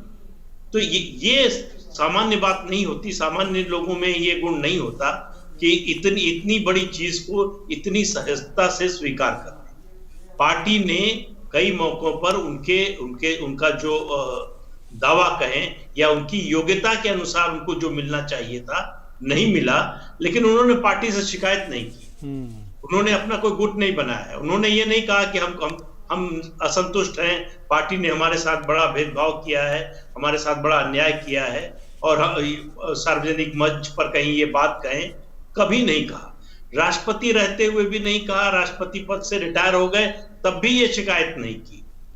उनको जीवन में जो मिला, जैसे मिला, उसको उन्होंने स्वीकार किया। जी बिल्कुल। एक और प्रमुख बात, जिस तरह से हम थोड़ी देर पहले बता भी रहे थे, प्रधानमंत्री ने जिस तरह से अपनी प्रतिक्रियाएं दी हैं पहले भी, और जिस तरह से उन्होंने उस चीज़ का जिक्र किया, उस संवेदनशीलता का जिक्र किया कि जब वो प्रधानमंत्री बनकर नरेंद्र मोदी आते हैं तो एक गाइडेंस की तरह जो उनका पूरा अनुभव था प्रणब मुखर्जी जी का, उसका लाभ कहीं ना कहीं प्रधानमंत्री नरेंद्र मोदी को मिला। और जिस तरह से प्रधानमंत्री खुद कहते हैं कि वो दिल्ली में एक तरह से शुरुआती दौर में नए थे और ये अनुभव बहुत काम आया उनके। कैसे देखते हैं इस ट्रांजिशन को और इस अनुभव से आने वाली पीढ़ी को अवगत कराने की पूरी प्रवृत्ति को? नहीं, देखिए, ये वही व्यक्ति कर सकता है जिसका हृदय बड़ा हो, जो पेटी पॉलिटिक्स या छोटी बातों से ऊपर उठ चुका हो, जिसके मन में देश हित सबसे पहले हो, जिसको लगता हो कि जो देश हित में काम कर रहा है उसका साथ देना चाहिए, समर्थन करना चाहिए, उसके साथ खड़े होना चाहिए। उन्होंने लगातार इस बात की कोशिश की कि प्रधानमंत्री नरेंद्र मोदी जो काम कर रहे हैं उसका अगर वो सही है तो उनका समर्थन मिले। वो अब जो प्रधानमंत्री का एक भाषण अभी सुना रहे थे थोड़ी देर पहले आप लोग, उसमें प्रधानमंत्री खुद कह रहे हैं कि बड़ी चिंता करते थे वो चुनाव के समय, बाकी समय जितना काम करते हैं प्रधानमंत्री, उसको लेकर के अपनी सेहत का भी ध्यान रखा था। तो उन्होंने राष्ट्र हुए प्रधानमंत्री को का अभिभावक बनने का भी वो भी भूमिका निभाई, कि जैसे पिता या कोई अभिभावक अपने बच्चे की चिंता करता है, उस तरह से वो लगातार प्रधानमंत्री की चिंता करते रहे। और उनका जो अनुभव था, देखिए, इसका लाभ प्रधानमंत्री को भी मिला। उनके अनुभव का, प्रशासनिक अनुभव, राजनीतिक अनुभव, अंतर्राष्ट्रीय जगत का उनका अनुभव, तो वो अनुभव जो है वो प्रधानमंत्री के काम आया, वो इस सरकार के काम आया। और उन्होंने इस बात में कोई कताई नहीं की प्रणब मुखर्जी ने कि मैं दूसरी पार्टी का था, मेरी विचारधारा अलग थी, इस विचारधारा का मैंने जीवन भर राजनीतिक विरोध किया, ऐसे व्यक्ति से व्यक्तिगत संबंध क्यों बनाना, जितना औपचारिक रूप से होना चाहिए राष्ट्रपति मंत्री के रूप में संबंध उतने तक सीमित रखे, ऐसा उन्होंने कुछ नहीं किया। तो जिस तरह से उन्होंने राष्ट्रपति बनने के बाद राष्ट्रपति भवन के दरवाजे आम लोगों के लिए खोले, उसी तरह से उनका घर, उनका मन जो है, उनका व्यक्तित्व सबके लिए खुला था। आप कुछ लेना चाहें, आप कुछ प्राप्त करना चाहें, तो आपके लिए उनका दरवाजा खुला है। वो कभी किसी वैमनस्य के भाव से, चाहे उनका जितना बड़ा राजनीतिक विरोधी, उससे बात इस तरह से नहीं करते थे। बिल्कुल। पश्चिम बंगाल की राजनीति में आप देखिए, ममता बनर्जी ने बहुत विरोध किया उनका, बहुत खिलाफ बोली, लेकिन आपने उनके मुंह से कभी हम लोगों ने कोई बात ममता बनर्जी के खिलाफ नहीं सुनी। तो ये बड़े दिल और बड़प्पन जो होता है एक स्टेट्समैन का। मुझे जहां याद है, ममता बनर्जी ने राष्ट्रपति पद के लिए उनका समर्थन भी बहुत आगे बढ़ के किया था शायद। इनफैक्ट ओपी ममता जी की जब जिक्र हो रही है तो उनका भी एक बयान आया है कि she saw Pranab Mukherjee as a quote unquote father figure. तो ये भी एक उनका एक फैसेट था पर्सनालिटी का, जो कट अक्रॉस पार्टी लाइंस। बिल्कुल, आप देखिए, वो अपनी पार्टी के लोग हों, दूसरी पार्टी के लोग हों, जो उनके पास गया, मदद के लिए गया, सलाह के लिए गया या उनसे मिलने गया, उसके हित में क्या होगा? आपको बीजेपी के या दूसरे दलों के ऐसे नेता मिल जाएंगे जिनको उन्होंने बताया कि उनको राजनीति किस तरह से करनी चाहिए। हम उन्हीं की पार्टी के खिलाफ, जब राष्ट्रपति बन गए तब की बात नहीं कर रहे हैं, जब वो सक्रिय राजनीति में थे तब भी। तो अपने से आगे वाली पीढ़ी को गाइड करना, उसका मार्ग निर्देशन करना, ये सामान्य पॉलिटिशियन नहीं कर सकता। ये कोई स्टेट्समैन ही कर सकता है, जिसको लगे कि अगर राजनीति बेहतर होगी तो उससे देश बेहतर होगा, उससे देश का लोकतंत्र मजबूत होगा। केवल एक पार्टी की हित की बात नहीं है, सभी पार्टियों में अगर अच्छे लोग होंगे, अच्छे लोगों को बढ़ावा मिलेगा, तो उसका फायदा सीधे लोकतंत्र को मिलेगा।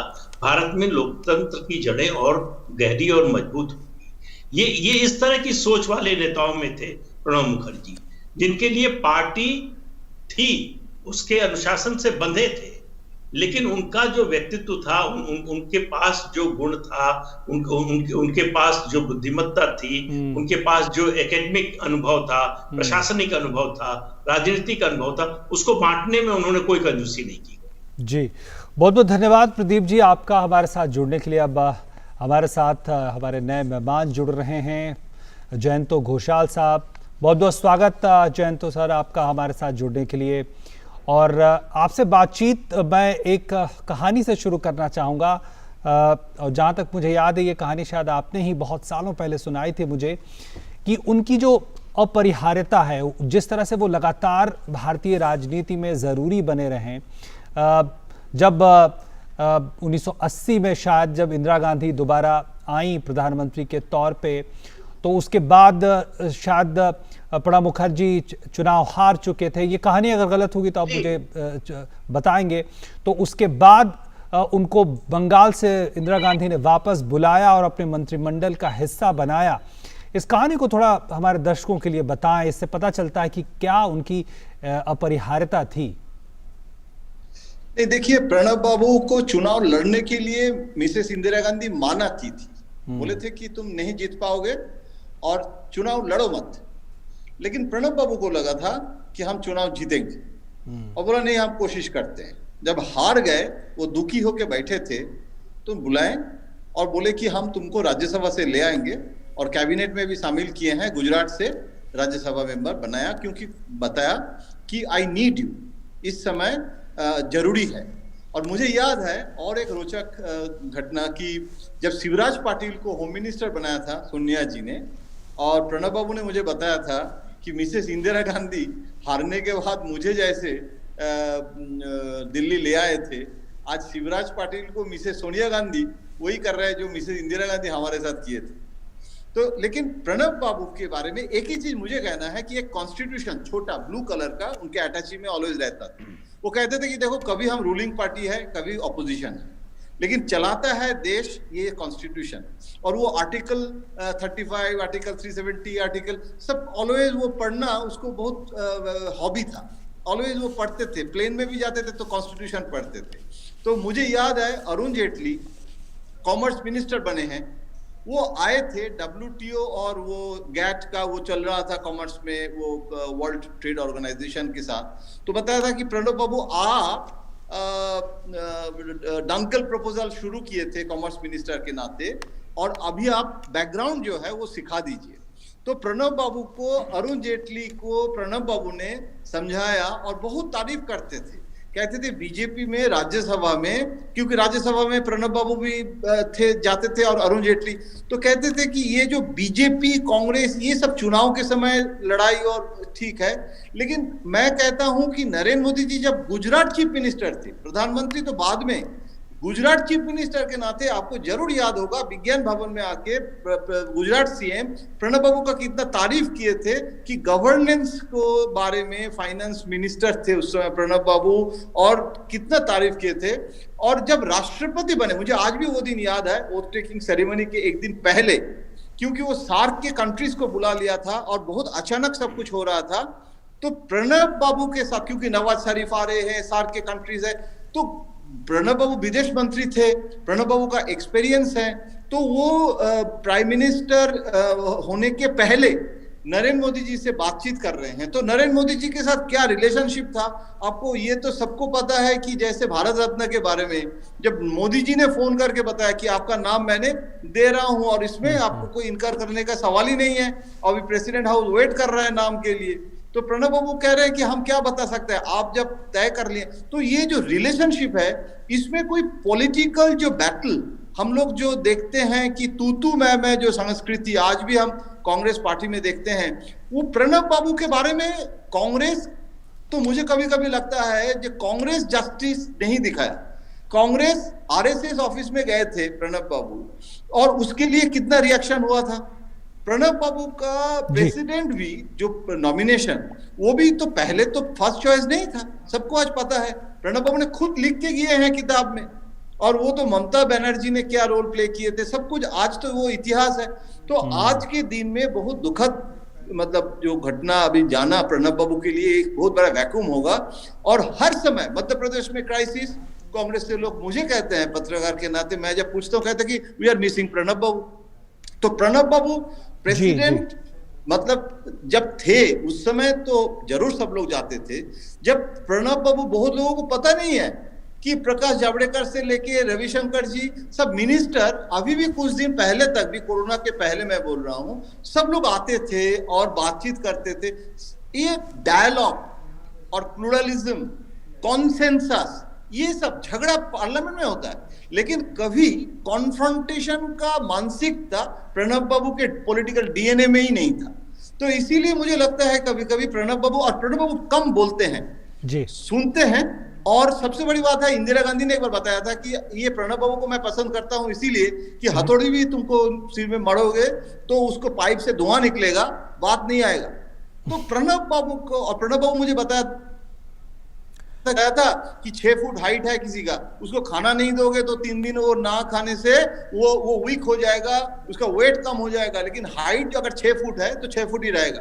तो राजनीति में पॉलिटिकल स्टेचर जो है उसमें कॉम्प्रोमाइज नहीं करना चाहिए। तो प्रणब बाबू कभी कभी मर्क्यूरियल उनके टेम्परेचर होता था। कभी एक किस्सा में जब मनमोहन सिंह का नंबर 2 बनने, मुझे गवर्नेंस आप चलाएंगे, नंबर 2 आप ही तो Mr. Ghoshal, do stay on. We'll try to fix that link with you in just a bit. But time for a very short break. When we come back, we'll have our colleague Vishal Baristo join us with the latest from RR Hospital in New Delhi. Keep watching.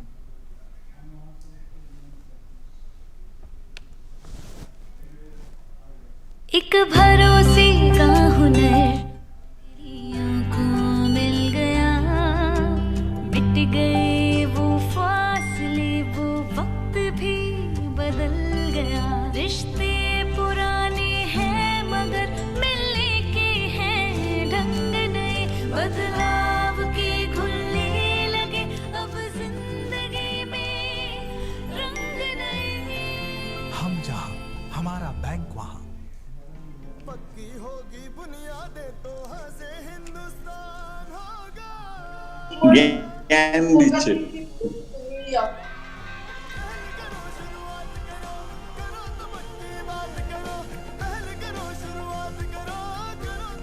Wonder cement एक perfect शुरुआत।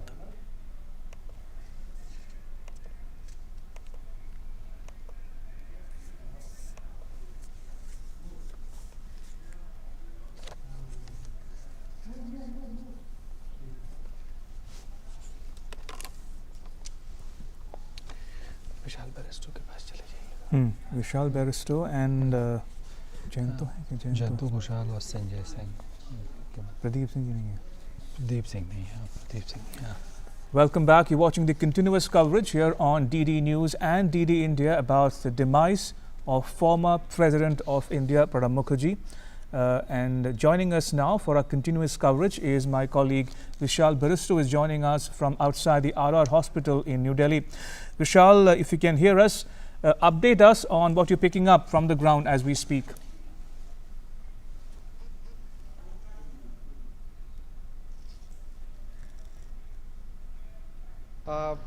As we get to know that Pranab Das, as he's been known all his life by his, all the fans and followers, he rests in peace inside the RR Hospital, and at 8 o'clock his mortal remains would be moved to his residence for all those who can want to pay the last respects. So 8 o'clock his mortal remains would be moved to his residence, and there it would be kept for 2 hours before the final journey takes place and the final rites takes place. But as of now, till 8 o'clock, Pranab Da rests in peace inside the RR Hospital. Ramesh? Also, Vishal, walk us through the engagements that are likely to take place tomorrow. Help our viewers get a sense of the next steps in the last rites for the late President of India.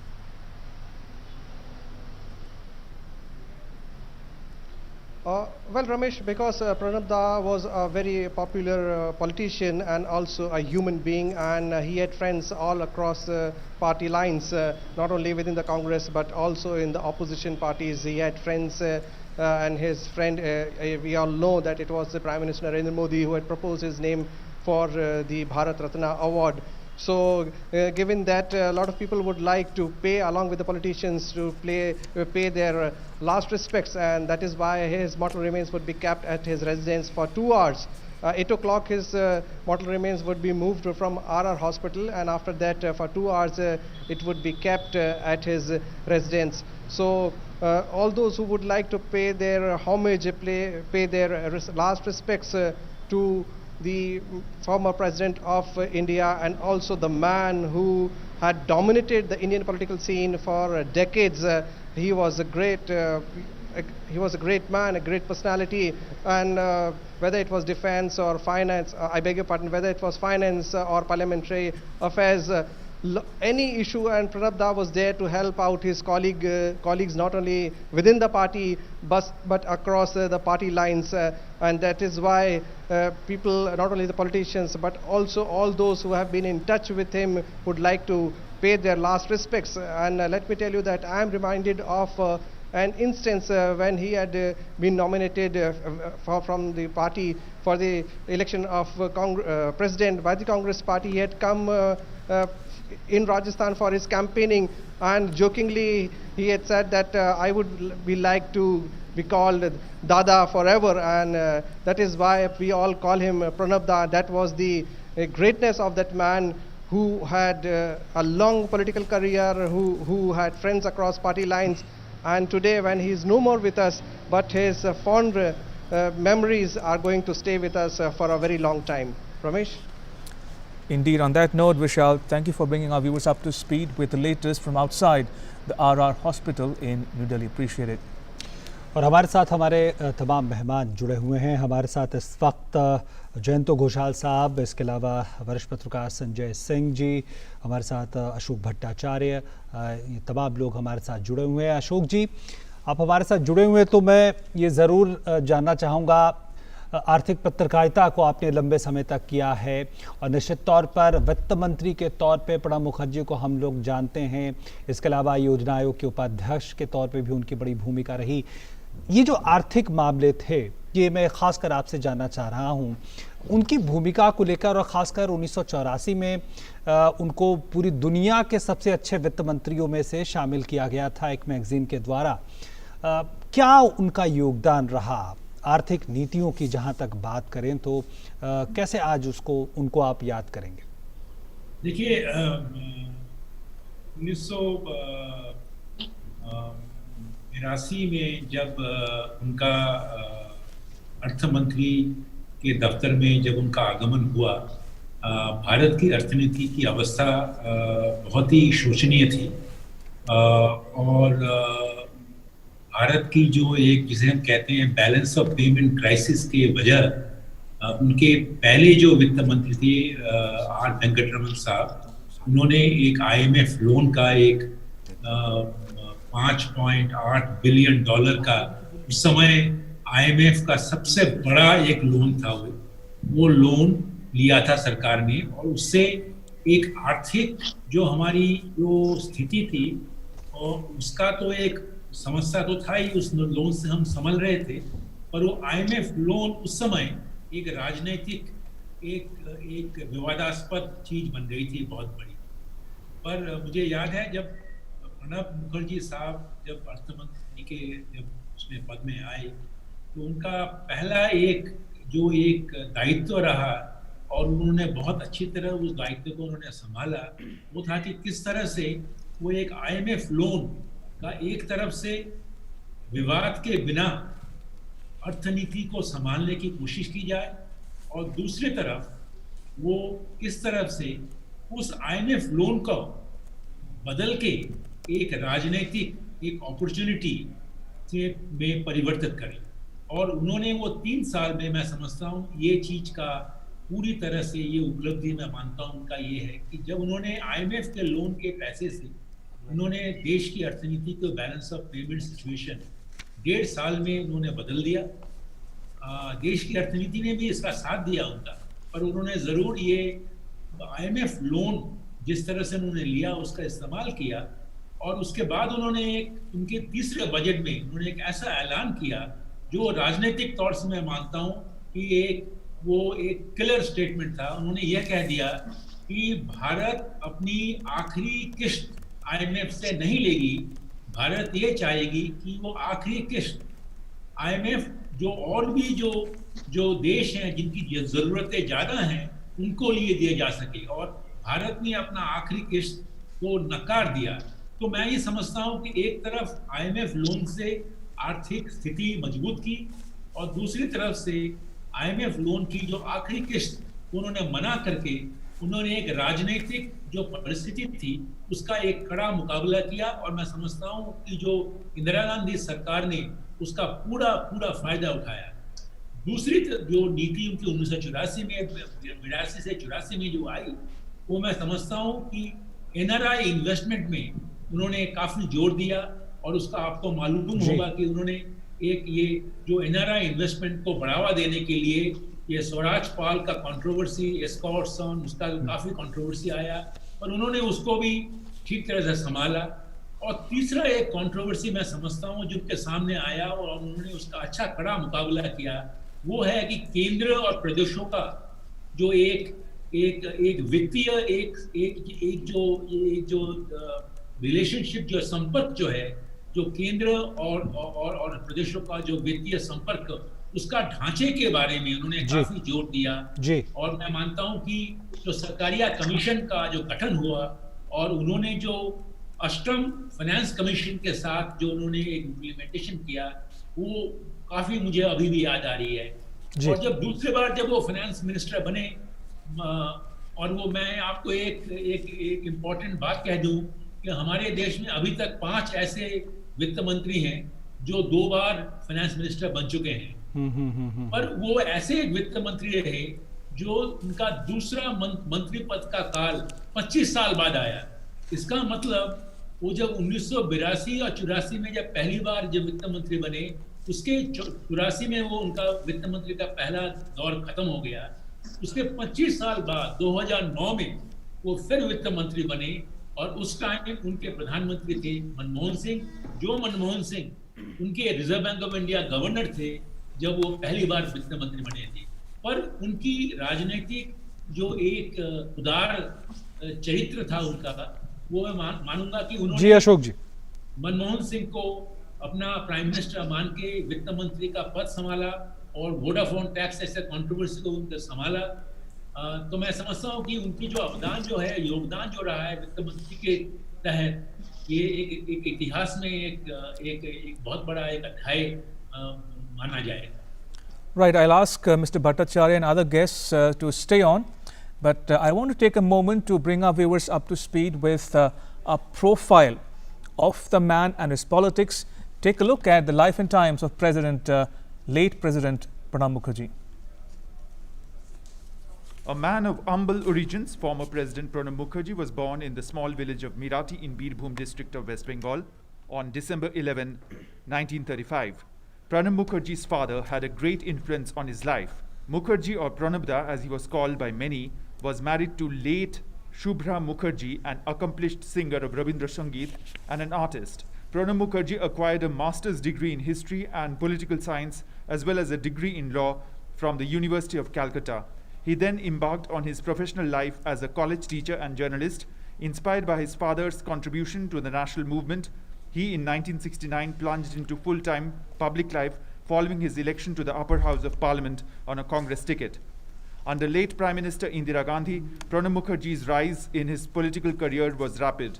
He was made Deputy Minister Industry, Shipping and Transport, Steel and Industry, and Minister of State for Finance in the period 1973-74. He assumed office as Finance Minister of India for the first time in 1982 in the cabinet of Prime Minister Indira Gandhi and was leader of the House in Rajya Sabha from 1980 to 1985.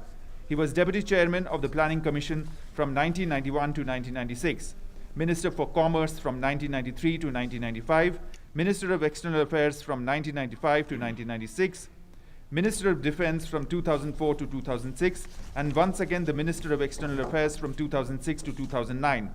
He was the Minister of Finance from 2009 to 2012 and Leader of the Lower House of Parliament from 2004 to 2012 till he resigned to contest election to the office of the President. He was a role model for the youth of the nation because of his clean and unblemished image in public life. The many awards and honors conferred on him include India's highest civilian award, Bharat Ratna, which was conferred on him in 2019. Earlier, he was also awarded the second highest civilian award, Padma Vibhushan, in 2008, the Best Parliamentarian Award in 1997, and Best Administrator in India Award in 2011. The political road hit a few roadblocks during Rajiv Gandhi's regime, which was perhaps the most difficult time in his public life. He resigned from the cabinet and was asked to look into the party affairs as the PCC president of West Bengal. He then decided to part ways with the Congress and made his own party, the National Socialist Party. However, after some time, he merged the party in the Congress and continued serving the nation in various capacities. Pranab Da will always be remembered as a hard-working person who had vast experience in administration, diplomacy, and politics. He had extensive diplomatic experience and served on the board of governors of the IMF, World Bank, Asian Development Bank, and African Development Bank.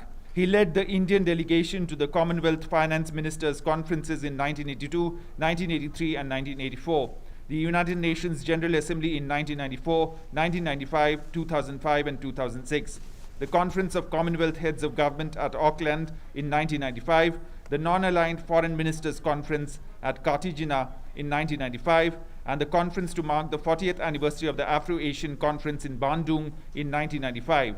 Pranab Da, coming from a rural background, played a stellar role in the formation of local rural banks in the 70s. He was a key figure in the formation of Exim Bank and NABARD during the 80s. While discharging the duties of Finance Minister, it was Pranab Mukherjee who appointed former Prime Minister Dr. Manmohan Singh as the Governor of RBI. Pranab Da was the main troubleshooter for the UPA government during 2004-2014, often diffusing critical situation in the government and the party.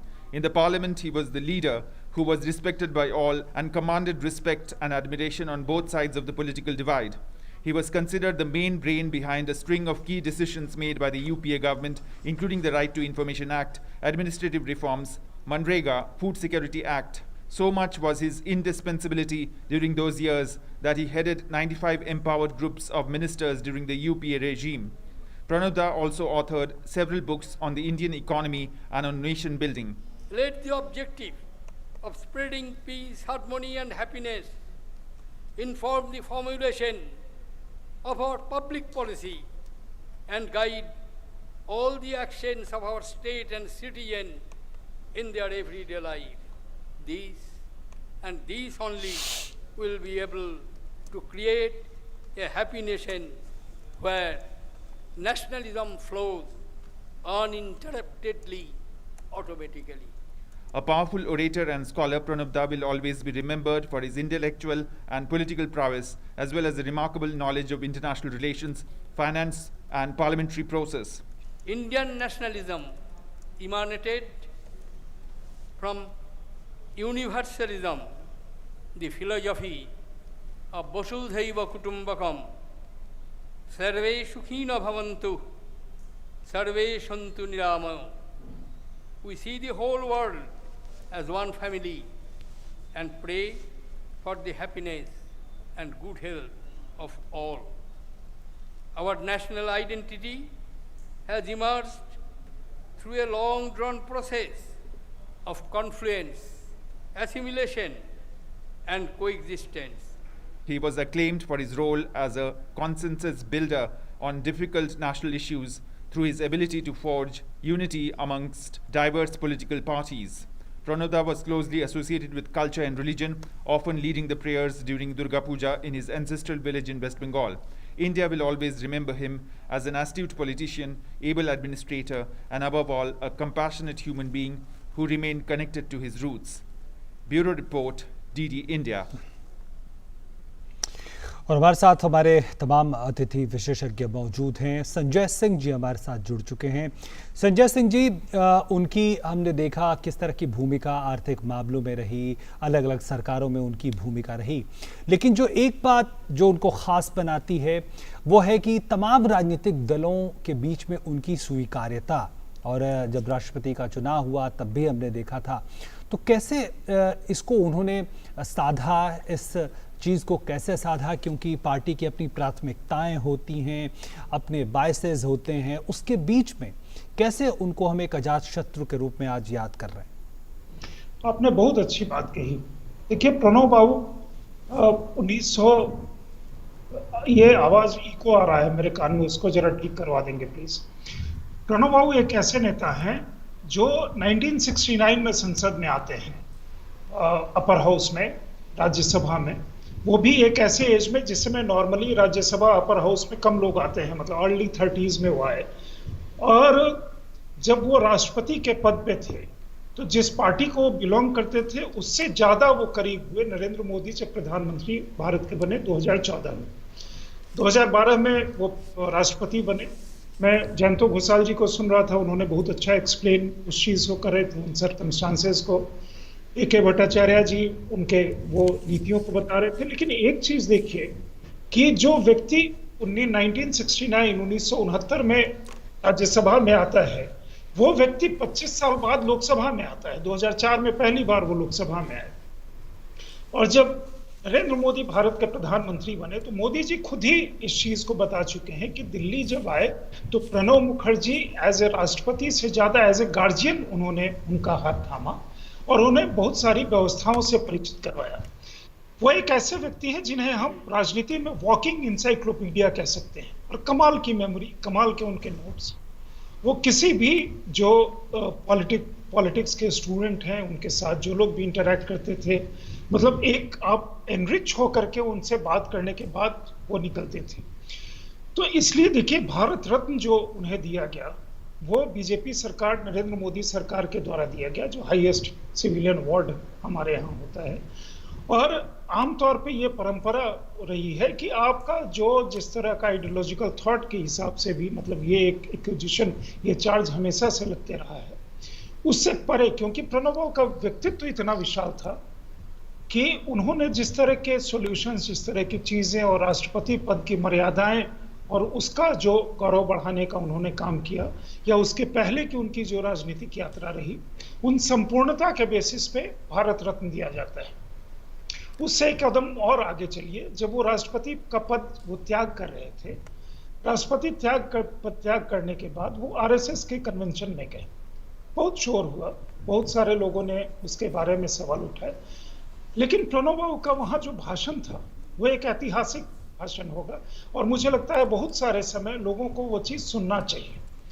वो हर पक्ष के लोगों को, चाहे वो जिस तरह के भी थॉट या आइडियाज़ को रखते हों, वो जाना एक चीज़ को इंगित करता है कि वो अपने थॉट या आइडियाज़ में एक ऐसे व्यक्ति जिन्हें, मतलब जो rooted to ground, rooted to हर तरह से, जिन्हें कांग्रेसी मोल्ड में आप वो फिक्स करना चाहते हैं। उनकी राजनीति भी पूरी कांग्रेस की रही। राजीव गांधी का पीरियड, जैसा आपने अभी उनके व्यक्तित्व के बारे में एक पैकेज रन करते हुए बताया, और संजय सिंह जी, जो आरएसएस के कार्यक्रम में जाने की बात आप कर रहे हैं, उसके बाद जो उसका विश्लेषण हुआ, वो भी तमाम पक्षों ने उसमें से अपने अपने हितों की बातें, अपने अपने मनमाफिक बातें निकाली और सब लोग खुश हो गए। वो भी उनकी एक जो अजात शत्रुता की जो हम बात कर रहे हैं, उसका भी एक उदाहरण बन के सामने आया।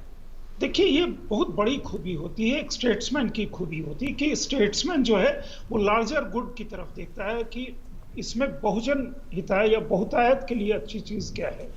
और किसी, मतलब अगर कोई ये चीज़ समझता है, उन्होंने इतने सब लंबे समय सत्ता में रह करके, सत्ता के बाहर से, बाकी राजनीति में रह करके उन्होंने इन परंपराओं को भी देखा था, और उन्हें लगा कि वहाँ जाके उन्होंने अपने दिल की भी बात कही, उन्होंने बाकी चीज़ भी कही, साथ में उन्होंने आरएसएस के बारे में जो बहुत सारी धारणाएं थी उनको भी उन्होंने चिन्ह किया, साथ में अपनी बात भी उन्होंने कही।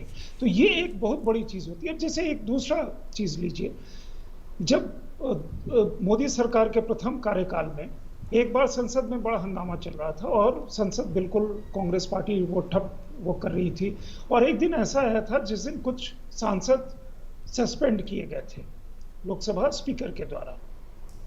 उस दिन उन्होंने कुछ जर्नलिस्ट के साथ इंटरैक्शन वो राष्ट्रपति भवन में रखा था। मुझे भी ये सौभाग्य था वहां जाने का।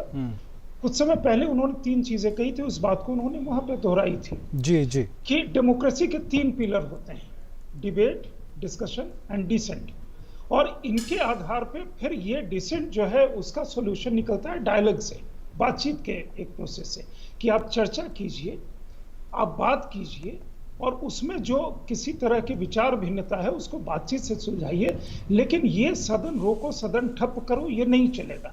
अब ये देखिए, ये एक राष्ट्रपति के बात कहने से कितना फर्क पड़ता है। वो भी प्रणब मुखर्जी जैसे व्यक्ति का स्टेचर, उनका एक व्यक्ति का स्टेचर ऐसा था, जो चीज़ मैंने जो कहा कि वो एक वॉकिंग इंसाइक्लोपीडिया थे, चाहे फिलॉसफी के मामले में हो, चाहे पॉलिटिक्स के मामले में हो, चाहे पॉलिसीज के मामले में हो, जो ट्रबल शूटर का पहले जिक्र किया गया इसके द्वारा। तो इसलिए प्रणब बाबू का जाना एक बहुत बड़ी वो क्षति है, एक अपूर्णीय क्षति है। उन्होंने कुछ किताबें हमें छोड़ करके वो गए हैं, अपनी कुछ बातें कह करके गए हैं जी। और वो काफी लंबे समय तक, काफी समय तक, हमेशा ही बल्कि कह लीजिए कि उनके योगदान को याद किया जाएगा। बिल्कुल। Mr. Ghoshal, as Mr. Singh was pointing out, Mr. Mukherjee has been described variously as a walking encyclopedia, but he was also the main troubleshooter for the UPA when it was in power. I mean, imagine this: he was heading less than 100 GOMs on various issues. He was literally the go-to person for the government then. So help our viewers understand his stature within the party as well. All those years that he helped the party steer on contentious issues, including the 2008 nuclear deal, for instance, when he interacted with the left parties in particular.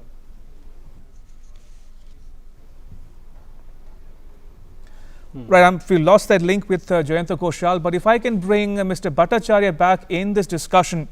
Mr. Bhattacharya, would you like to comment on the role played by Pranab Mukherjee as the main troubleshooter for the party, especially on contentious issues such as the economy or even the 2008 nuclear deal, for instance? He was literally the go-to man for the Congress party in all those UPA years. Well, in my view, Pranab Mukherjee joined the government of Indira Gandhi at a time was a single party rule. But I think, and his second phase, when that is when with the Narasimha Rao government, he was a minister for commerce as well as the deputy chairman of planning commission. That was a phase when coalition governments were becoming fashionable. And his third phase as a minister was when the coalition politics was at its peak. And I think it is at the time when he was in this third phase that he showed his true political mettle and his ability to manage internal dissent and resolve those differences to emerge with a clear-cut policy action was, and that is what you were referring to as he was heading as many as 95 standing parliamentary committees. So I think that is where he actually excelled more than even his role as finance minister in the UPA government, his role as external affairs minister will be remembered for various reasons. But I think his true contribution to Indian politics is the manner in which he could be a bridge between two opposing poles in the political spectrum, and yet resolve those differences and arrive at a common ground. And he showed that more than one time in that stint of his for 10 years or so, whether he was the defense minister, whether he was external affairs minister, or the finance minister. I think he showed that in many ways. You mentioned about the civil nuclear deal policy. Of course, he played a role there. He did manage the controversy over the launch of the UIADI, which and the funding of it. There was a time when the funding of UIADI, Unique Identity Authority Development of India, became a big controversial issue, even during the UPA time. So I think as a finance minister, he resolved that, provided the funding, and made sure that the scheme did not face any disruption.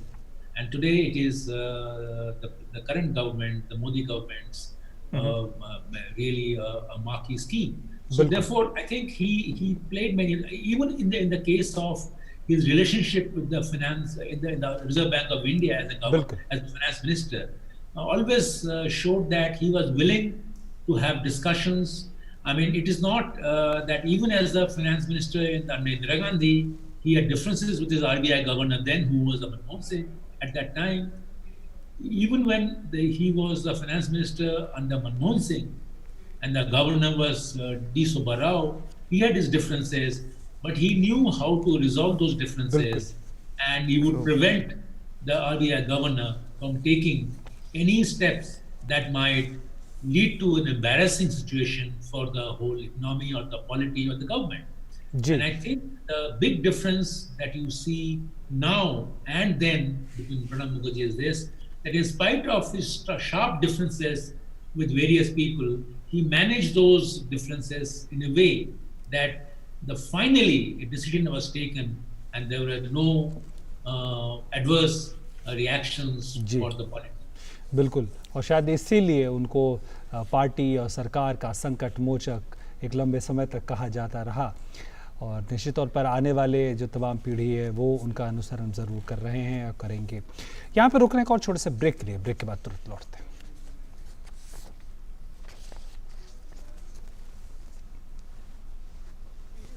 बुनियादें तो हंसे हिंदुस्तान होगा,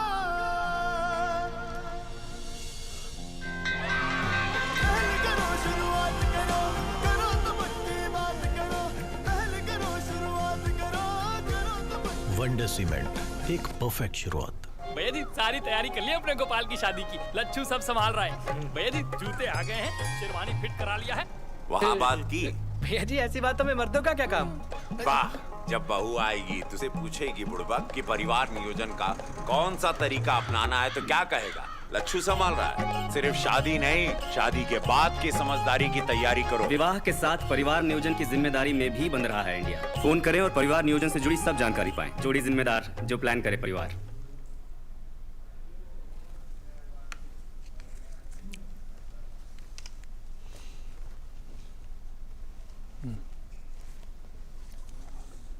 आप कर लीजिए। संजय सिंह और जयंत घोषाल। और एक बार फिर से आपका स्वागत। और हमारे साथ हमारे मेहमान जुड़े हुए हैं जयंत घोषाल साहब और संजय सिंह जी। जयंत, जिस तरह से हम बात कर रहे हैं लगातार उनके योगदान की, जो उनका राष्ट्रपति पद का जो उनका कार्यकाल समाप्त हुआ उसके बाद भी वो सक्रिय रहे और एक तरह से ट्विटर के ज़रिए और दूसरे सोशल मीडिया साइट्स के ज़रिए वो अपनी उपस्थिति लगातार दर्ज कराते रहे। कैसे देखेंगे राष्ट्रपति पद का कार्यकाल समाप्त होने के बाद से अब तक उनका जीवन?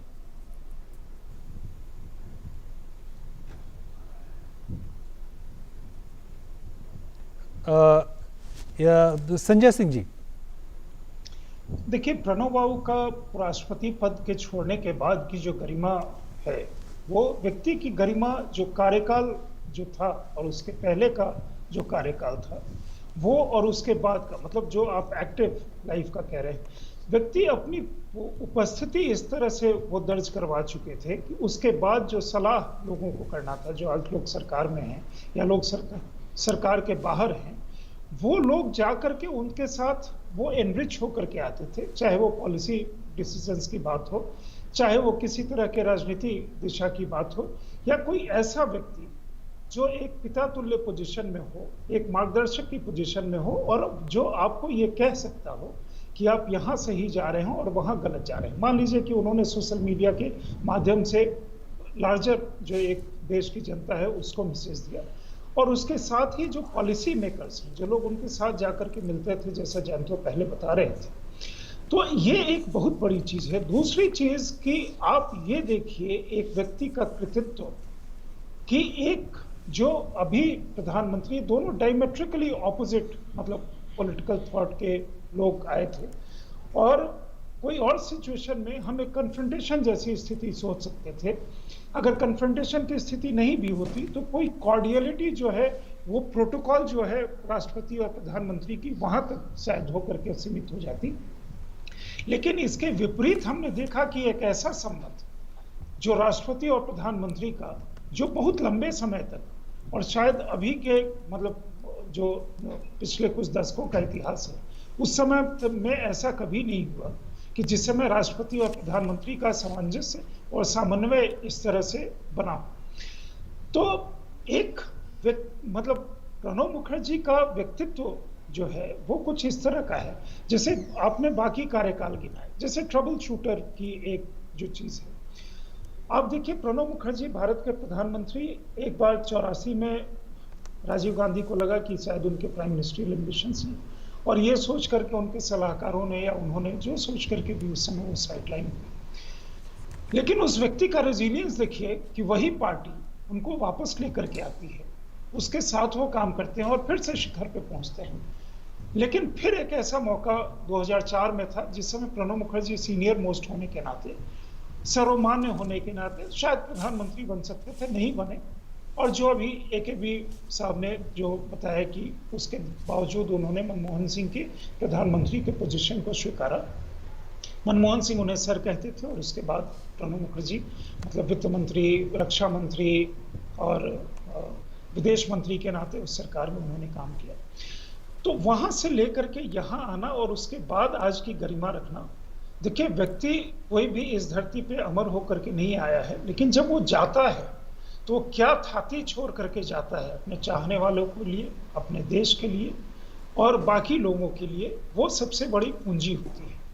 तो प्रणब मुखर्जी की जो पूंजी है ये एक बहुत सहोजने वाली पूंजी है, और मुझे लगता है किसी भी जो पॉलिटिक्स का स्टूडेंट हो, पॉलिटिकल साइंस का हो या सोशल चेंज का हो या पॉलिटिकल डायनेमिक्स का हो, प्रणब मुखर्जी का पर्सोना वो व्याख्यान देने लायक है कि देखिए इस तरह से कोई पर्सनालिटी का डायनामिज्म होता है जो पॉलिटिक्स में रह करके जिस समय वो पार्टी को सर्व कर रहे होते हैं, या जिस समय जो ट्रबल शूटर की भूमिका की जिक्र बार बार हो रही, कभी वो नाराज भी होते थे, बहुत नाराज भी होते थे जब वो विपक्षी दल के पास जाते थे, लेकिन उसके बाद फिर सहज होकर के फिर 2 कदम आगे बढ़ करके वो बात करना। और उनका कद ऐसा था कि उनके नाराज होने को भी कोई मतलब उस नाराजगी को सीरियसली नहीं लेता था, क्योंकि आमतौर पे क्या होता है कि कई बार 2 अलग अलग पार्टियों के लोग जब आपस में बात करते हैं, एक सत्ता पक्ष और एक विपक्ष, या जो 2 अलग अलग विचारधाराओं के लोग जब बात करते हैं, तो उस बातचीत में कुछ इस तरह की चीज होती है तो दूसरा व्यक्ति नाराज हो जाता है। लेकिन प्रणब मुखर्जी का कद इस तरह का था, या व्यक्तित्व इस तरह का था, या उनके पास जो समाहित जानकारी इस तरह की थी कि उससे सामने वाला नाराज होकर के दूर नहीं जाता था, वो भी उनके पास वापस आता था और ये भी उसके पास वापस जाते थे। तो इसलिए जो इसके पहले वाली बात में जो जिक्र हम लोगों ने आरएसएस के कन्वेंशन में जाने का किया जी, वो राष्ट्रपति भवन में जब थे तब भी वो आरएसएस प्रमुख से, मोहन भागवत से मतलब मुलाकात का सिलसिला, बातचीत का सिलसिला वहां से शुरू हुआ। तो ये एक बहुत बड़ी उपलब्धि है प्रणब मुखर्जी की, जो चीज वो छोड़ करके जा रहे हैं, जिस तरह से उन्होंने काम किया है, और उसके बाद जाने मतलब जो जिस तरह का गरिमा में उनका उपस्थिति रहा, इतने दिन उपचार उनका वो चला, तब भी हर समय नेशन हुक था कि उनके स्वास्थ्य का क्या हाल हो रहा है। Indeed. Mr. Ghoshal, now you've been following his political journey from West Bengal to New Delhi and beyond. He was an elder statesman, an orator, an able administrator. But at the same time, he had a few roadblocks during the Rajiv Gandhi years. He quit the party, formed his own party, then came back in the Congress fold. Do you have any personal anecdotes any more anecdotes to share with our viewers? Any personal recollections of your dealings with him in all these years and decades? Yeah, lot of anecdotes actually, because I met him in 1985. That was my first meeting with him. And since 1985, I'm a onlooker of his politics, and I came to Delhi in 1987. So near about 35 years. Right. And you know what you are saying, that Rajiv Gandhi, the most interesting thing is that now it is clear, because PC Alexander wrote it, and now it is clear that PC Alexander said and wrote that Pranab never told Rajiv Gandhi or PC Alexander that he wants to be the Prime Minister.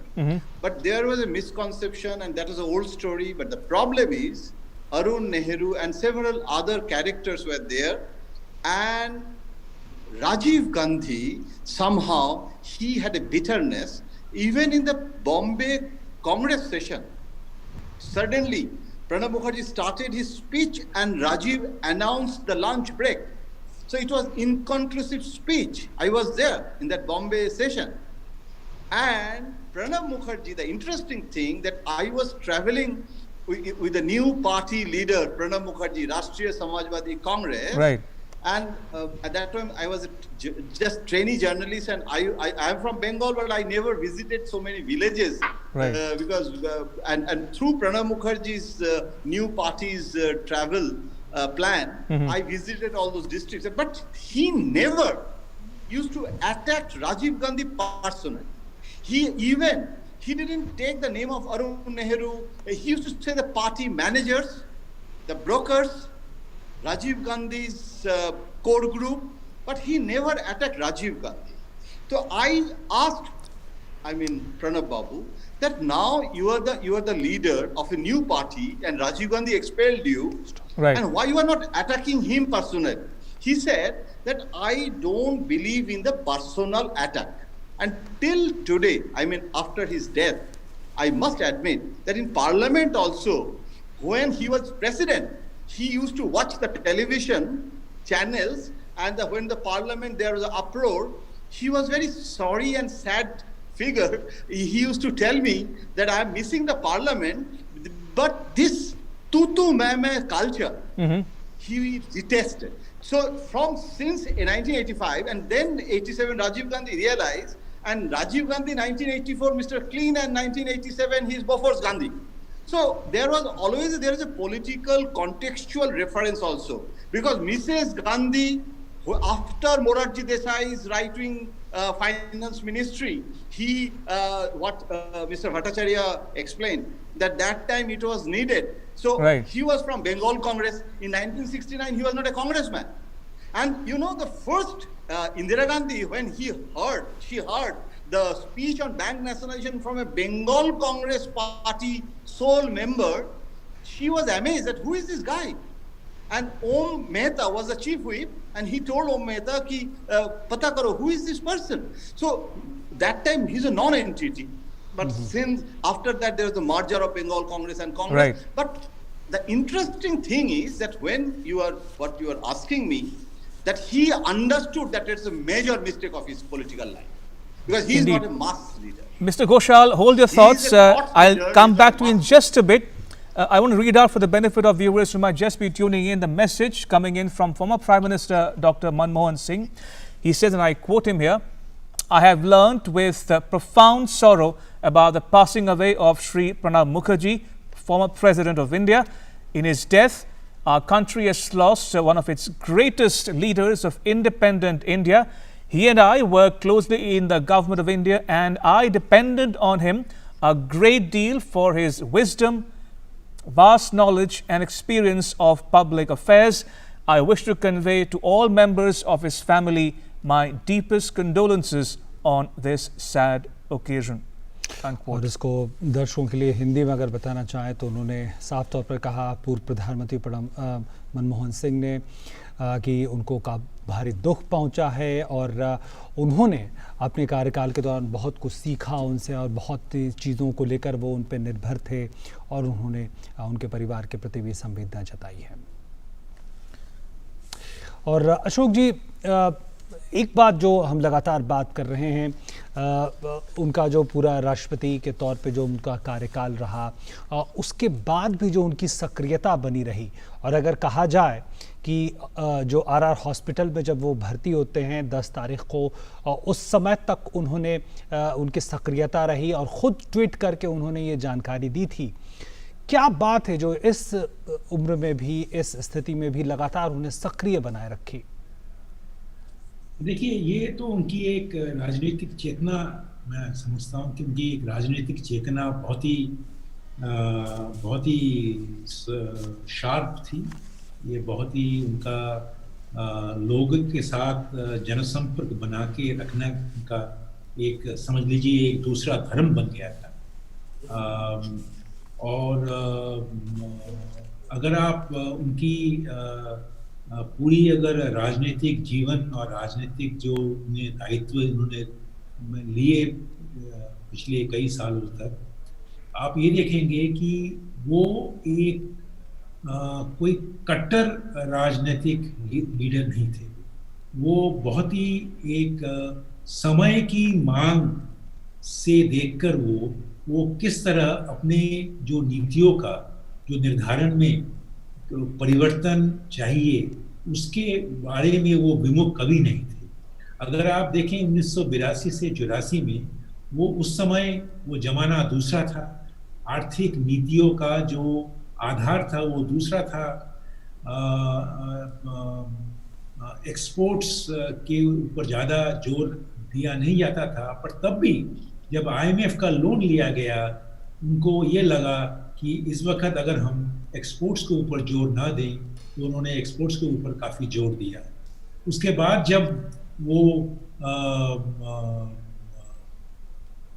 Commerce minister बने कुछ देर के लिए, उस time बहुतों को शायद बहुत लोग भूल गए होंगे, जब भारत WTO के मेंबर बने, जब माराकेश में जब अंगटैड गैट का जो आखिरी जो अधिवेशन बना माराकेश में, उस समय प्रणब मुखर्जी कॉमर्स मिनिस्टर थे और डिप्टी चेयरमैन प्लानिंग कमीशन, दोनों पद एक साथ संभाल रहे थे।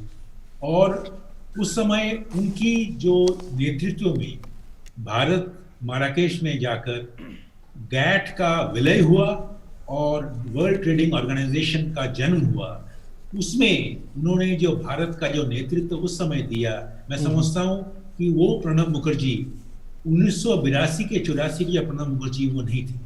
वो सुधार की जो जरूरत वैश्विक और भारतीय अर्थनीति में जरूरत है वो पूरी तरह वो समझ गए थे। और अगर आप 2009 से 2012 में अगर अर्थ मंत्री प्रणब मुखर्जी का अगर आप चेहरा देखेंगे, उनकी एक सोच तो बहुत ठोस थी कि भारत की अर्थनीति को बढ़ाने के लिए जो भी कदम चाहिए हमें लेना पड़ेगा।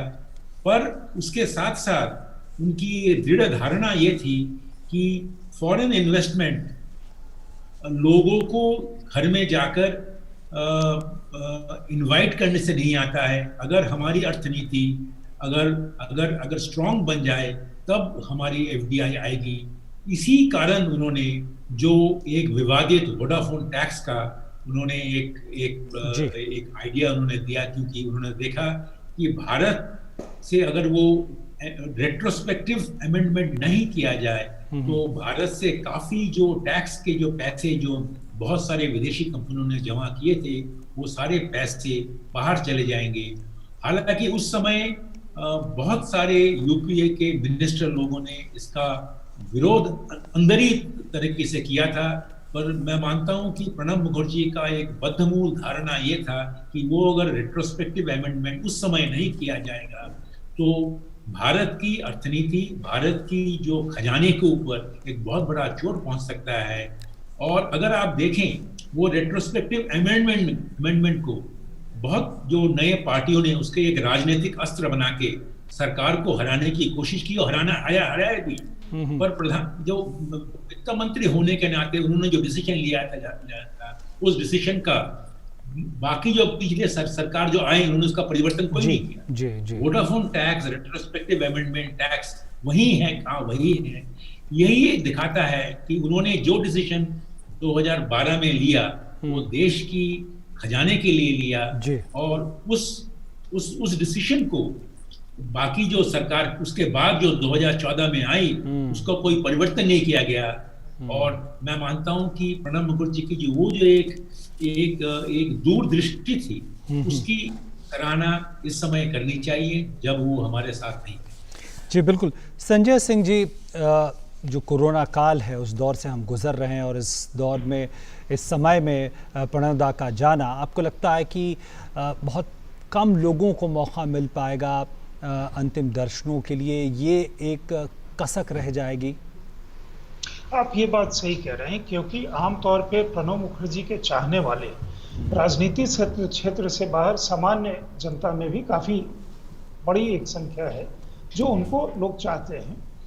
और जो मैंने कहा कि कई स्तर पे मतलब उनकी पहचान ट्रबल शूटर हो, वॉकिंग इंसाइक्लोपीडिया हो, एक ऐसा नेता जो लोग सही में बहुत चहेता वो थे, क्योंकि उनके पर्सनालिटी के जितने आयाम थे वो बहुत कम लोगों में उतने आयाम होते हैं। और वो स्वाभाविक रूप से एक राजनेता जो होता है उस तरह से वो नहीं आते थे। एक अनअज्यूमिंग आदमी जो एक छोटे से घर में राष्ट्रपति भवन में जाने के पहले मतलब जो भी उनके घर जाता था तालकटोरा रोड पे, वो हैरत में होता था कि इस तरह के घर में प्रणब बाबू क्यों रहते हैं। और ये सवाल बहुत सारे लोग उठाते थे कि ऐसे घर में क्यों रहते हैं, क्यों रहना चाहिए वहाँ पे, जबकि उनके लिए बाकी काफ़ी बड़े क्योंकि जो आदमी अर्ली 70s में मिनिस्टर रहा हो और उस समय से लेकर के वो हमेशा रहे और यूपीए सरकार के दरमियान जो सबसे महत्वपूर्ण चीज़ें हों, जो व्यक्ति प्रधानमंत्री होते होते रह गया हो, तो ये सादगी, ये शालीनता जिस व्यक्ति के अंदर हो, उनको चाहने वाले उनके बहुत सारे आयाम को लेकर के। और मैं कह रहा हूँ कि पॉलिटिकल सर्कल से बहुत बड़ा एक सर्किल है देश की जनता के बीच में। जो चीज़ आप सवाल कह रहे हैं कि कोविड के टाइम में लोग जो अंतिम दर्शन के लिए उनके जाना चाहते वो नहीं जा पाएंगे और ये कसक बहुत सारे लोगों को रहेगी। उस कसक से ज्यादा ये चीज है कि जो लोग जहां हैं वो लोग अपनी श्रद्धांजलि उनके प्रति किस तरह से अर्पित कर रहे हैं। तो वो एक जो पूंजी होती है वो जाने वाले के लिए कि वो क्या छोड़ करके जा रहा है और हम उनके व्यक्तित्व से क्या ग्रहण कर रहे हैं, तो वो कसक तो होगी। लेकिन दूसरी तरफ एक ये भी ग्रेटिफिकेशन होगा कि जो लोग जहां भी वो रहेंगे वो लोग प्रणब बाबू को उसी भाव से देखेंगे। जी। भारत रत्न जितने मतलब भारत रत्न ऐसे ही लोगों को लाल को मिलता है जो सही में कुछ अचीव करते हैं, और प्रणब मुखर्जी हमेशा ऐसे व्यक्ति वो रहेंगे राजनीति के क्षेत्र में काम करने वाले कि जिन्हें बाई पार्टीजन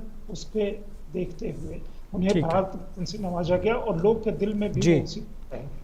बिल्कुल बिल्कुल बिल्कुल।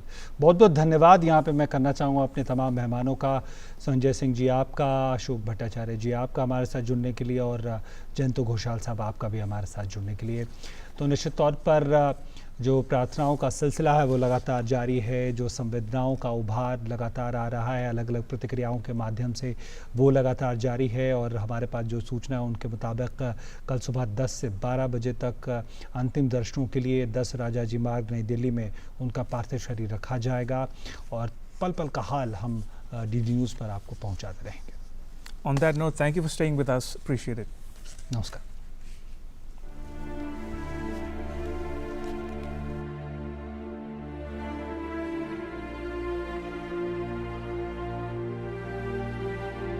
Our national identity has emerged through a long-drawn process. The philosophy of Vasudhaiva Kutumbakam, Sarve Sukhina Bhavantu, Sarve Santu Niramayo. We see the whole world as one family.